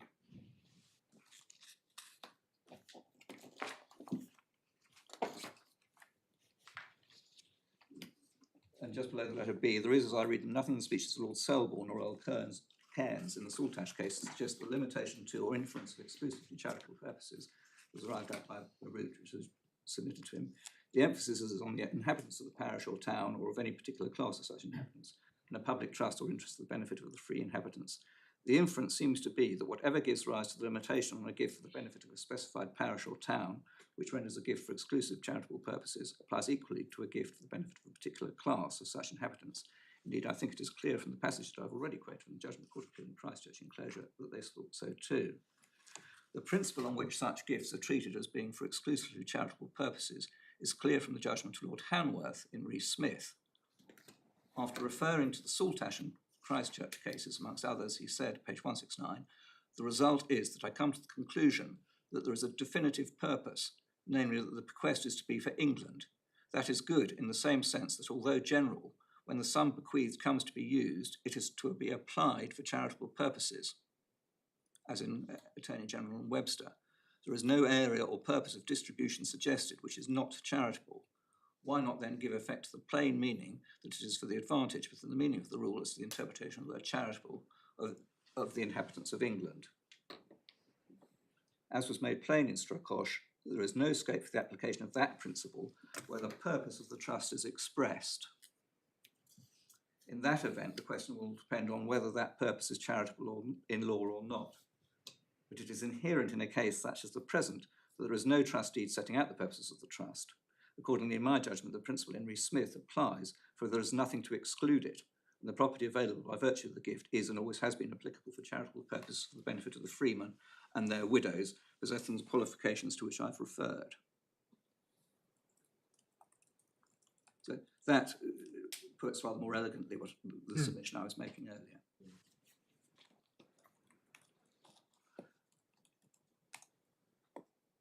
So in this present case, in the case of the trust deed, there is a specific purpose specified,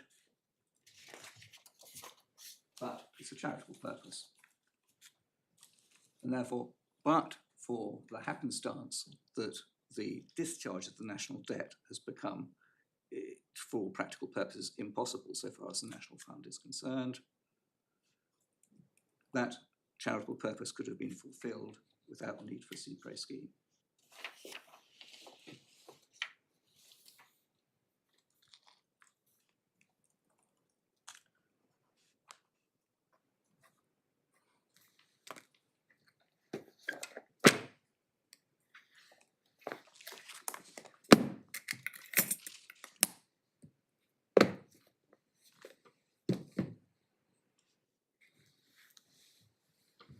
Turning to my skeleton, unless your lordship wishes to be taken to it, it is not necessary to go to Martha Roll's decision in Strakosch itself. It, for my purposes, is adequately summarised by Mr Justice Morris in Pace and Man. Moving on in my skeleton, makes the point which I've just made orally in paragraph 16, no possibility of the trust of the National Fund being construed as trust for charitable purposes for the benefit of the inhabitants of the UK. The terms of clauses 2, 3A and 6B of the deed make it absolutely clear that the fund is to be applied by way of payment to the National Debt Commissioners in the discharge or reduction of the national debt. That's what the deed says.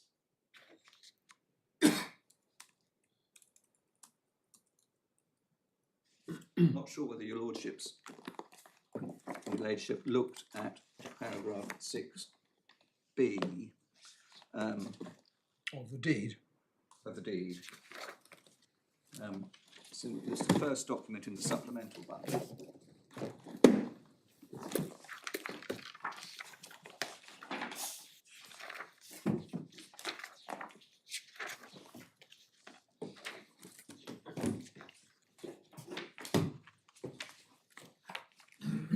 This is the obligation to render accounts. Yeah. I'm sorry, which page are you at? Page 10, tab 1, page 10 of the supplemental bundle. Yes.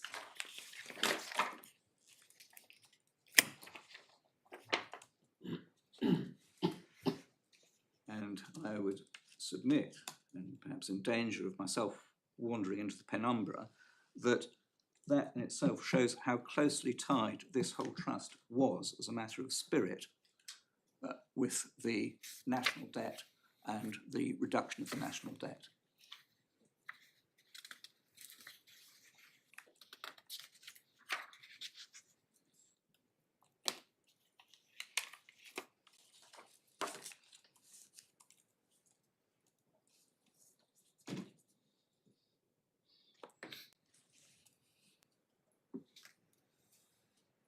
can see that again from the pre-2027 Superannuation, etc. Act correspondence and the extracts from Hansard, which are in the bundle, that section, section 9 of that Act, was passed specifically so as to allow this particular trust to be created, and in the hopes that perhaps other trusts or similar trusts would be created to take advantage of the provisions of the section. And the evidence is that there were at least 2 such trusts created, 2 such other trusts.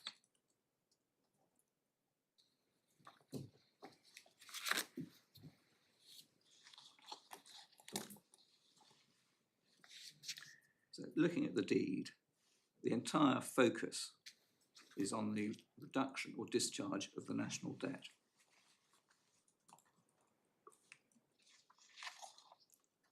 One only gets outside of that by looking at the correspondence.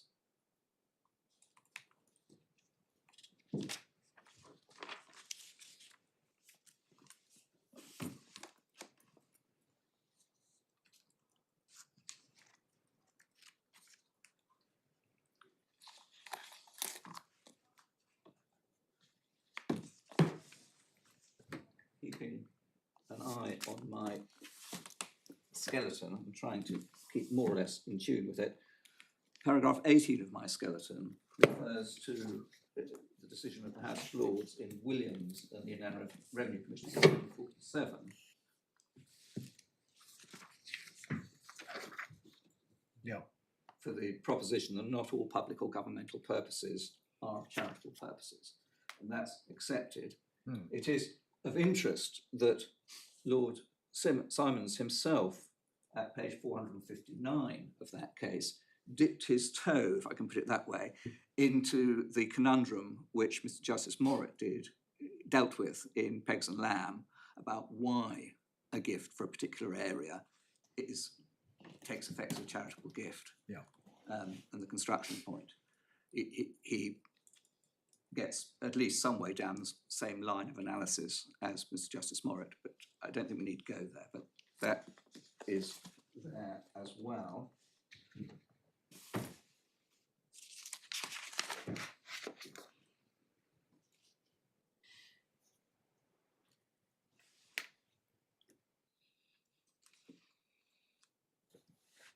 I'm moving on in my skeleton now to my paragraph 19 about the charity law public benefit requirement.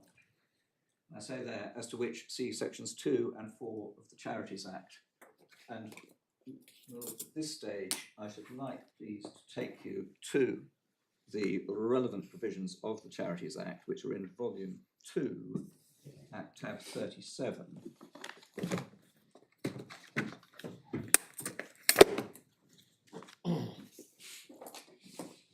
And the first page, page 768, and contains section 1 of the Charities Act, meaning of charity. For the purpose of the law of England and Wales, charity means an institution which A, is established for charitable purposes only, and B, falls to be subject to the control of the High Court in the exercise of its jurisdiction with respect to charities. Then the definition of charity doesn't apply if enactment otherwise provides. Over the page, page 769, section 2, meaning of charitable purpose. The purpose of the law of England and Wales, a charitable purpose is a purpose which A, falls within section 3.1 and B, is for the public benefit, see section 4. One looks across page 770 at section 3, description of purposes. And there's a whole long list here of purposes which are charitable purposes, or capable of being charitable purposes if they comply with the public benefit requirement. So one sees the old 3, which we'll refer to in Pempsell's case, relief of poverty, advancement of education, and the advancement of religion. But then it goes on, advancement of health, advancement of citizenship, advancement of arts, culture, heritage or science, advancement of amateur sport, advancement of human rights, advancement of environmental protection or improvement, relief of those in need because of youth, etc., the advancement of animal welfare, promotion of the efficiency of the armed forces, and then any other purposes, and I'm paraphrasing, essentially which were or were analogous to charitable purposes which had been found to be charitable in the past.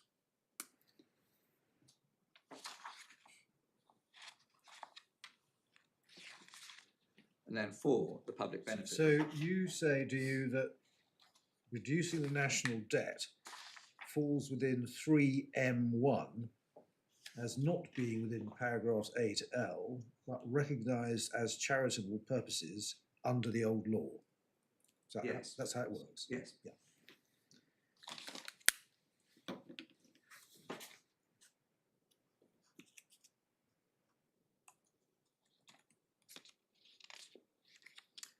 And what the appellant scheme would let in would be not only other things under M, but all of A to L. It's difficult to see how all of those would be close to the reduction or to the discharge of the national debt. Many of them would be far distant from it.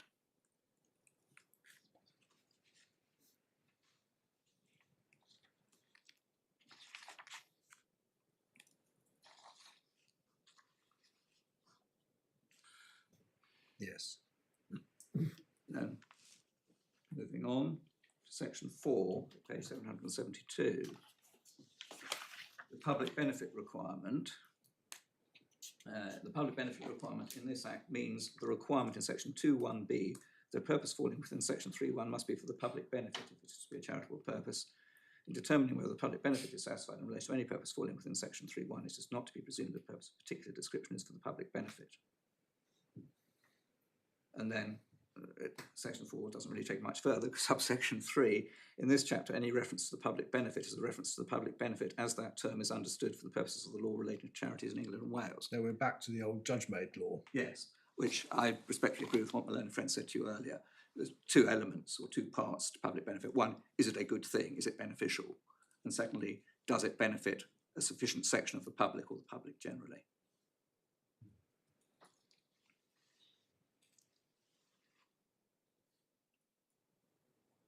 And the public benefit from the existence of the National Fund is, in substance, the benefit which the nation state obtains from the existence of the fund, or obtained from the existence of the fund, as a contributor or potential contributor to the discharge or reduction of the national debt. And then I'm looking at my skeleton, paragraph 19. The judge himself, in paragraph 51 of J2. Paragraph which? Paragraph 19 of my skeleton. Yeah. You cross-refer to a paragraph of the judge's judgment. Yeah, 51 of J2. 51.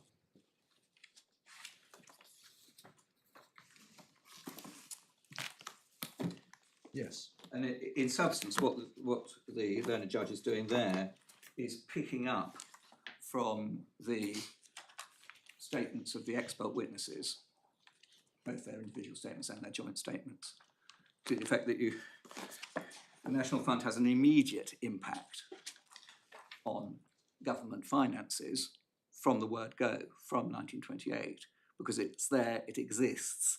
Effectively, it's a government reserve, although it's in the hands of the charity. And unlike government borrowing, which is almost invariably in gilts, the National Fund was substantially invested in equities. And so, as Professor Ellison, I think, explains, fundamentally there's a balance between, or the effect of the National Fund, subject to any cy-près scheme, was that the fund was being invested in equities, whilst if it had been used to reduce the national debt, that would have discharged gilts or would have enabled the government to issue more gilts. And that's undoubtedly what the evidence provides. And I was going to take your lordship to paragraph 51 of J2, and your lordship may be there before me. Yeah.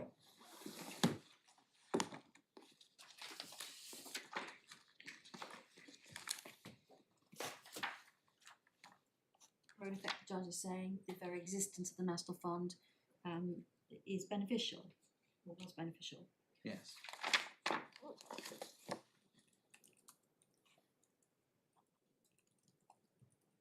And what the judge has done in that paragraph is to extract the evidence from the expert reports and from the joint statements to the effect that under the principles which the government was operating on in the 1920s and in 1928, the scheme was to try and visit government debt on the generation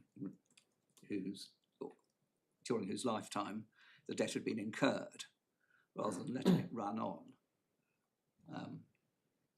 And that's why he says here, moreover, the mere existence might have the effect of reducing the tax burden on, thus benefiting the current generation.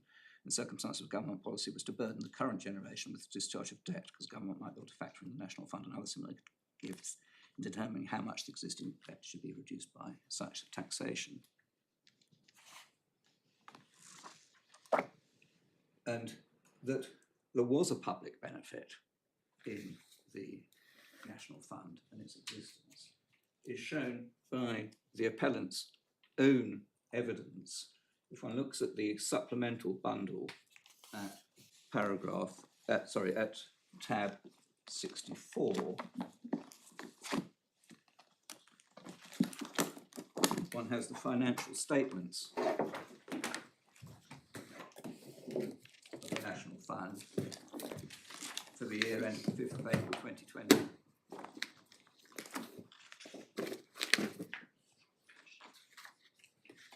Sorry, which tab was that? Tab 64 of the supplemental bundle, page 342.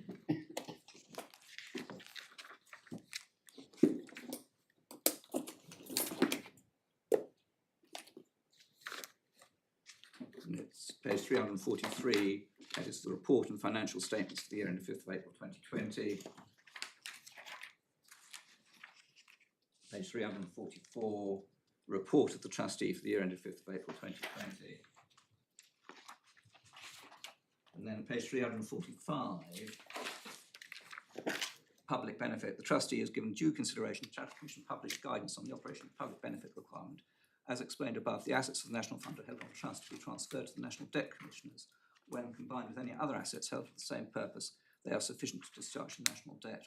Although the trustee has the power, at its discretion, to make a payment to the National Debt Commissioners of a share of the assets in the event of a national exigency, which, in the opinion of the trustee, requires such a payment.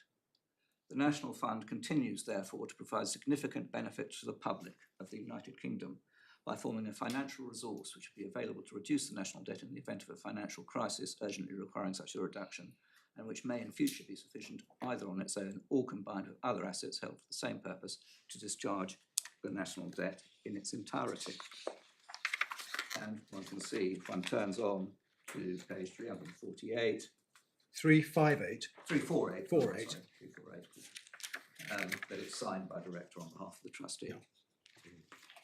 And the report at the next tab, tab 65, year ended 5th of April 2021, contains a statement in identical terms at page 352.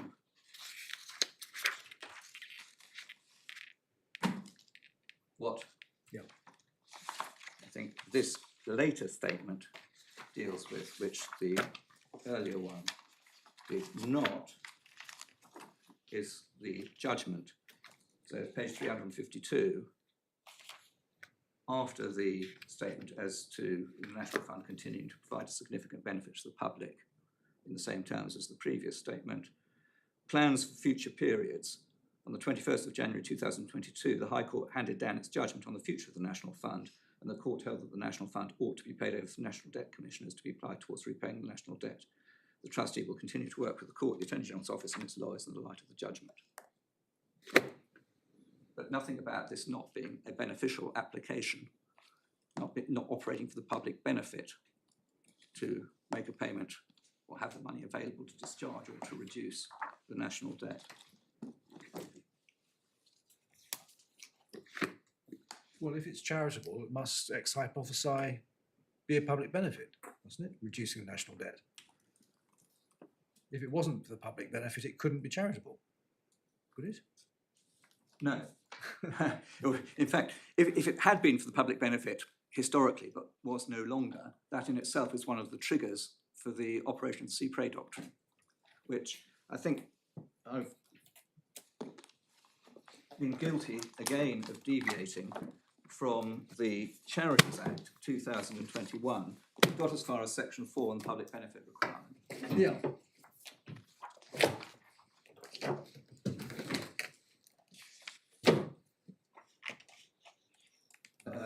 I'm now in the second bundle of authorities at tab 37. Yeah. Moving on, pages 773 and 774, the Commission's objective and guidance as to the operation of public benefit. I needn't take your lordships through those. Section 37 at page 775, the effect of registration. An institution is, for all purposes other than rectification of the register, conclusively presumed to be able to have been a charity at any time when it was on the register. Section 61, page 776, duty of trustees in relation to application of property cy-près. It is hereby declared that a trust for charitable purposes places a trustee under a duty where the case permits and requires the property or some part of it to be applied cy-près to secure its effective use for charity by taking steps to enable it to be so applied. In the present case, that, or the fulfilment of that duty by the trustee was preempted, or post-empted, preempted, I think, by the Attorney General making the claim, starting the Part 8 claim, which he did, which has now led on to this appeal. So does section 61 mean that if a cy-près event occurs, the trustees can themselves decide to do something else with the money? No. They still have to get a scheme. They have to get a scheme, and typically they'll get their, usually they'll get their scheme from the Charity Commission. Yes, indeed.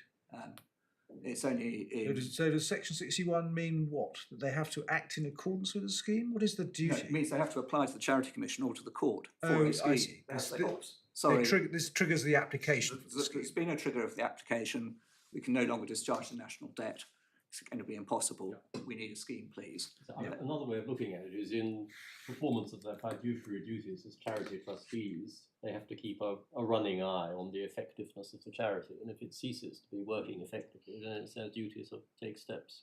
Well, the next section is the answer to your lordship's point, and your lordship, unsurprisingly, is broadly correct in what you say. Section 62, yes, page 777, is an important section because it explains, and it's the judge's explanation also, for section 67(3)(c), suitable and effective, and then for the use of the word need in that context. Because as we saw from the Nathan Commission report and the submissions of my learned friend in relation to that, prior to the enactment of the Charities Act 1960, the trigger for a cy-près occasion was impossibility or impracticability. So it was quite a high hurdle which had to be overcome.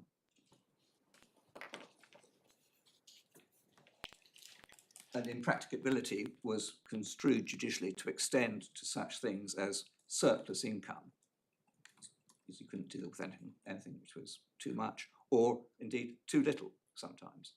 So the courts had already begun to make inroads into what might be called the pure impossible or impracticable side of things. But be that as it may, come 1960, and as subsequently amended and is now in force, section 62 of the Charities Act sets out the occasions for applying property cy-près. Subsection 1, subsection 3, the circumstances in which the original purpose of the charitable gift can be altered to allow the property to be given or what applied cy-près are A, where the original purpose in whole or part 1 have been, as far as possible, may be fulfilled, or 2 cannot be carried out or not according to the directions given and to the spirit of the gift. And that's one of the heads which the judge held applied here. B, where the original purpose provided use for part only of the property available by virtue of the gift. C, where the property available by virtue of the gift and other property applicable to similar purposes can be more efficiently used in conjunction, etc. D, where the original purposes were laid down by reference to an area or class of persons and those have changed. E, where the original purposes in whole or in part have, since they were laid down, 1, been adequately provided for by other means, 2, ceased as being useless or harmful to the community or for other reasons to be in law charitable, or 3, ceased in any other way to provide a suitable and effective method of using the property available by virtue of the gift, regard being had to the appropriate considerations And the appropriate considerations in subsection 2 are the same as we've already seen in section 67. On the one hand, the spirit of the gift concerned, and B, on the other, the social and economic circumstances prevailing at the time of the proposed alteration of the original purposes.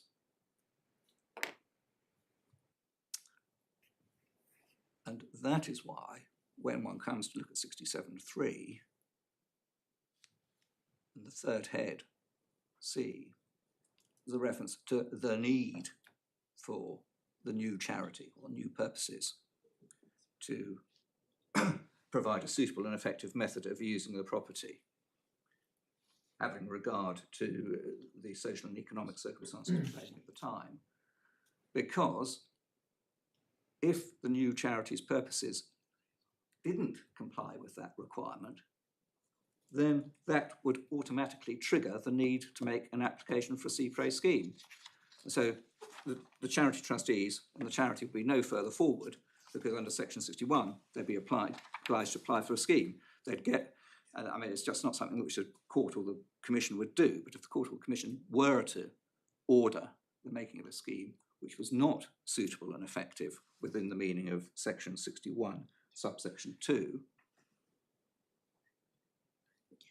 the very day on which the scheme was made, or the day after, there would be a trigger of a cy-près occasion under section 62. The trustees would be obliged to apply for another scheme. That's why when the court or the commission make a scheme under section 67, they need to ensure that the new charitable purposes are or do provide a suitable and effective method of using the property available by the gift, having regard to the social and economic circumstances prevailing at the time.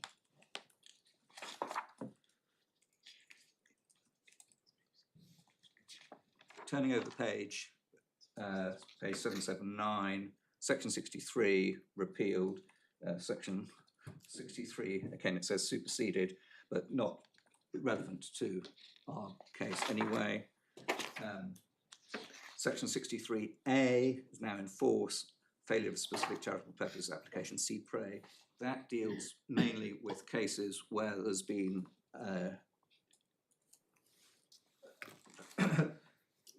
where money has been raised for charity and the original donors can't be found. Again, not directly relevant to this case, nor is section 64, donors treated as unidentifiable, which has been repealed. I'm moving on through because there's a lot of superseded stuff being put in here. I move right on to page 791, which takes us to section 67, which we're familiar with.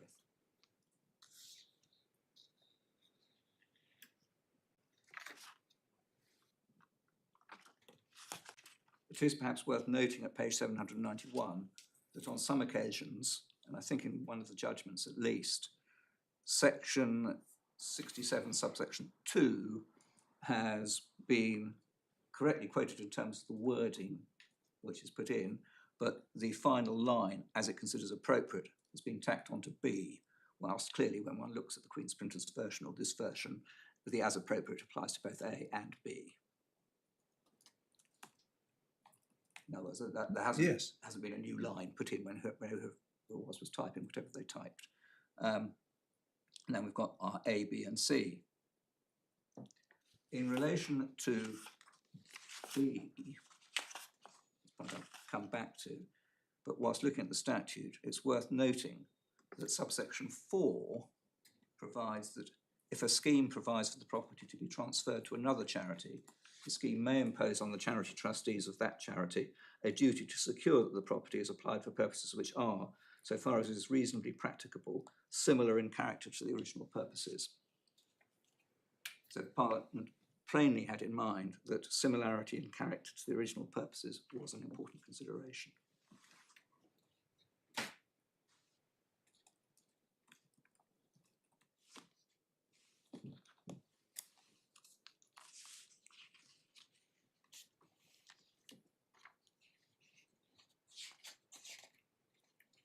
I'm now going back to my skeleton I've dealt with paragraph 19. Paragraph 20 of my skeleton.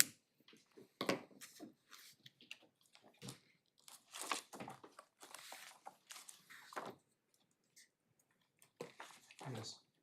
And it's headed terminological inexactitude. Footnote 13 of the appellant's skeleton states that the expression "the nation" is used in place of citizens of the whole of the UK in the trustees' grounds of appeal and in their submissions. And the two terms are intended to mean the same. I would submit that such an intention is misguided and confusing. The intention behind the gift of the National Fund was to benefit the nation state and only indirectly the individual citizens of it. So to equate the nation with the citizens in the whole of the UK isn't always going to be a correct equation.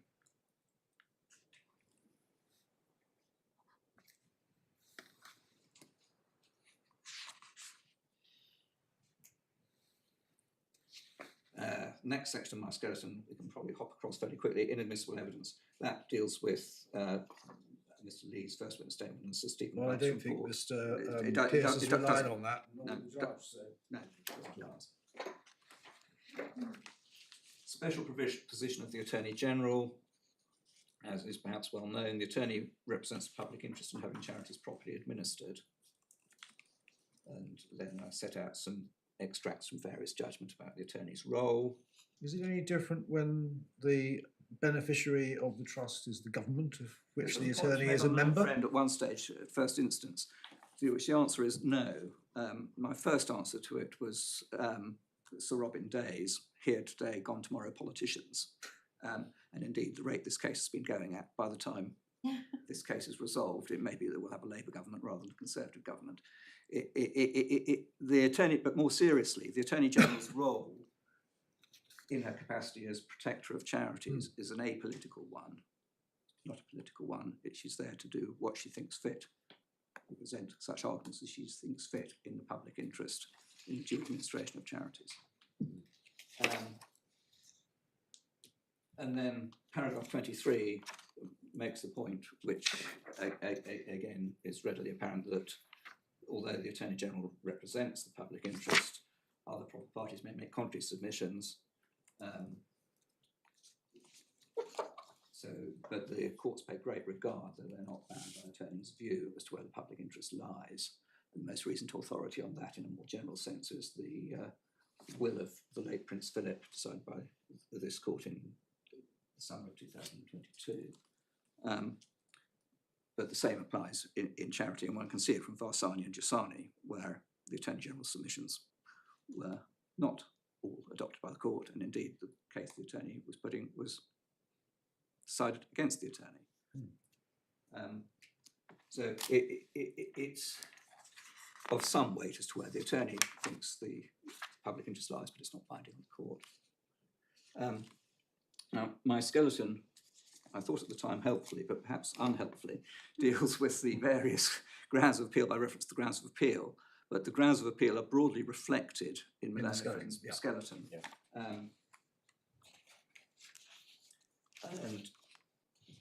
And the grounds of appeal, I mean, the argument presented by Mr. Pierce essentially focuses on the three factors in section 67.3.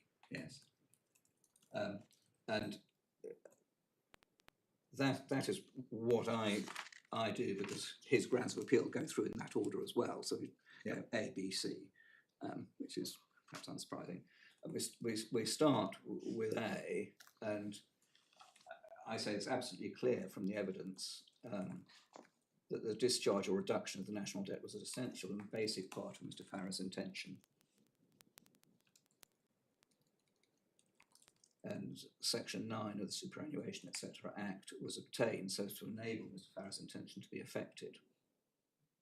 You can see that from the references in J1 and J2.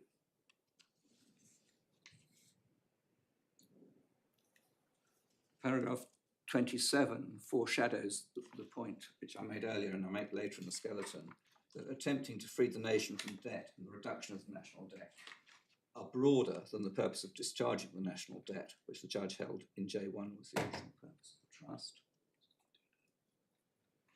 But I think your point is, if I've understood, the spirit of the gift has been interpreted as meaning the basic intention behind the gift. Once you got to the position that the discharge or reduction of the national debt was the basic part of Mr. Farrer's gift, your search is over. Is that your point? It is in this case. Or The other do you things are say ancillary. you can still go wider than that? You can go wider. One can see from the correspondence my learned friend took your lordship to and was referred to in the judgment that one of the things he hoped to do was to encourage others to make the same gift. Yes. But that wasn't his basic intention. His basic intention was to try and reduce debt, to get rid of the debt that was hanging around the neck of the country.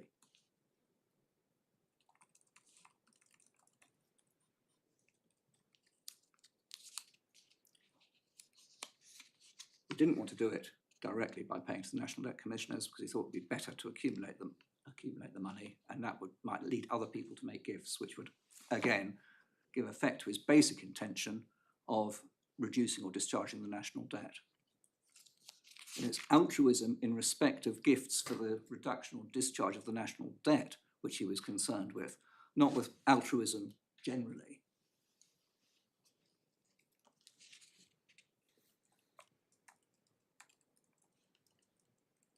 And that's why I looking at my skeleton, paragraph 28, it's reflected in the judgment that encouraging altruism in others was not particularly illuminating. Yeah. And as the judge somewhere says in his judgment, it effectively just raises again the same point, which was an issue between my learned friend and me throughout at first instance, and again before your lordship and your ladyship, as to whether the basic intention was, my learned friend would say, restricted to payment of national debt, or whether it went wider and was some sort of general encouragement to altruism. And I say it's the former, he says it's the latter.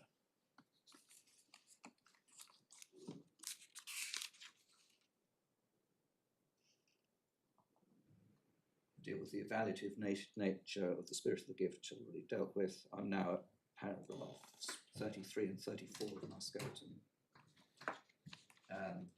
Ground 4.1, the name of the trust.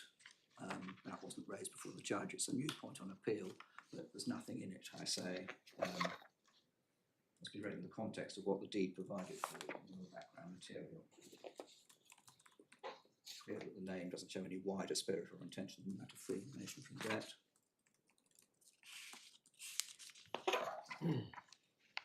My paragraph 35 of my skeleton, island hopping. But even island hopping, you get the basic point as to the basic part of Mr. Farrer's intention as being the reduction or discharge of the debt.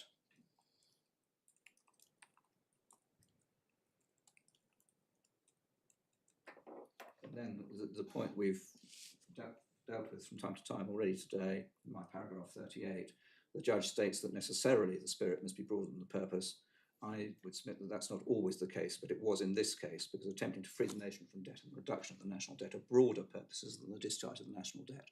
So I say that as a matter of technical law, the judge may have been wrong in saying that the spirit must always be wider than the purpose. But even if he's right on that, it doesn't make any difference, because in this case, the spirit was wider than the purpose, because the purpose was discharge, he so held in judgment number 1, and the reduction is a lesser thing than discharge, and therefore the spirit, reduction goes to discharge, and therefore the spirit is wider than the mere discharge. So I've put that back to front, I think, in my hurry, but the point is this: the trust deed provides on its face for the fund to be applied in the reduction of the national debt, but not until such time as it's sufficient, with any other funds applicable for that purpose, to be sufficient to discharge the debt. The judge held in judgment number 1 that the purpose was the discharge of the debt. Yeah. Then when one comes to look what the spirit of the gift was, you say, well, reduction of the debt could involve complete discharge of it or something less.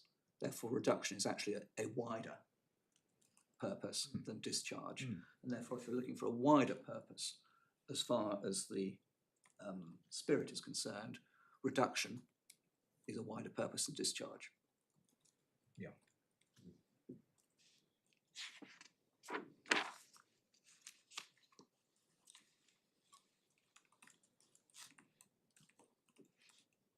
How much longer have you got on spirit of gift, Mr. Henderson? I suspect not long, my lord.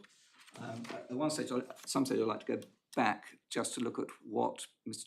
Lord Justice Carnwath said in Varsani and Jasani about the evidence on which you assess spirit of the gift. Right. It doesn't take us much further than we've already seen in reference to Well, shall we do that tomorrow? Yes. 10:30.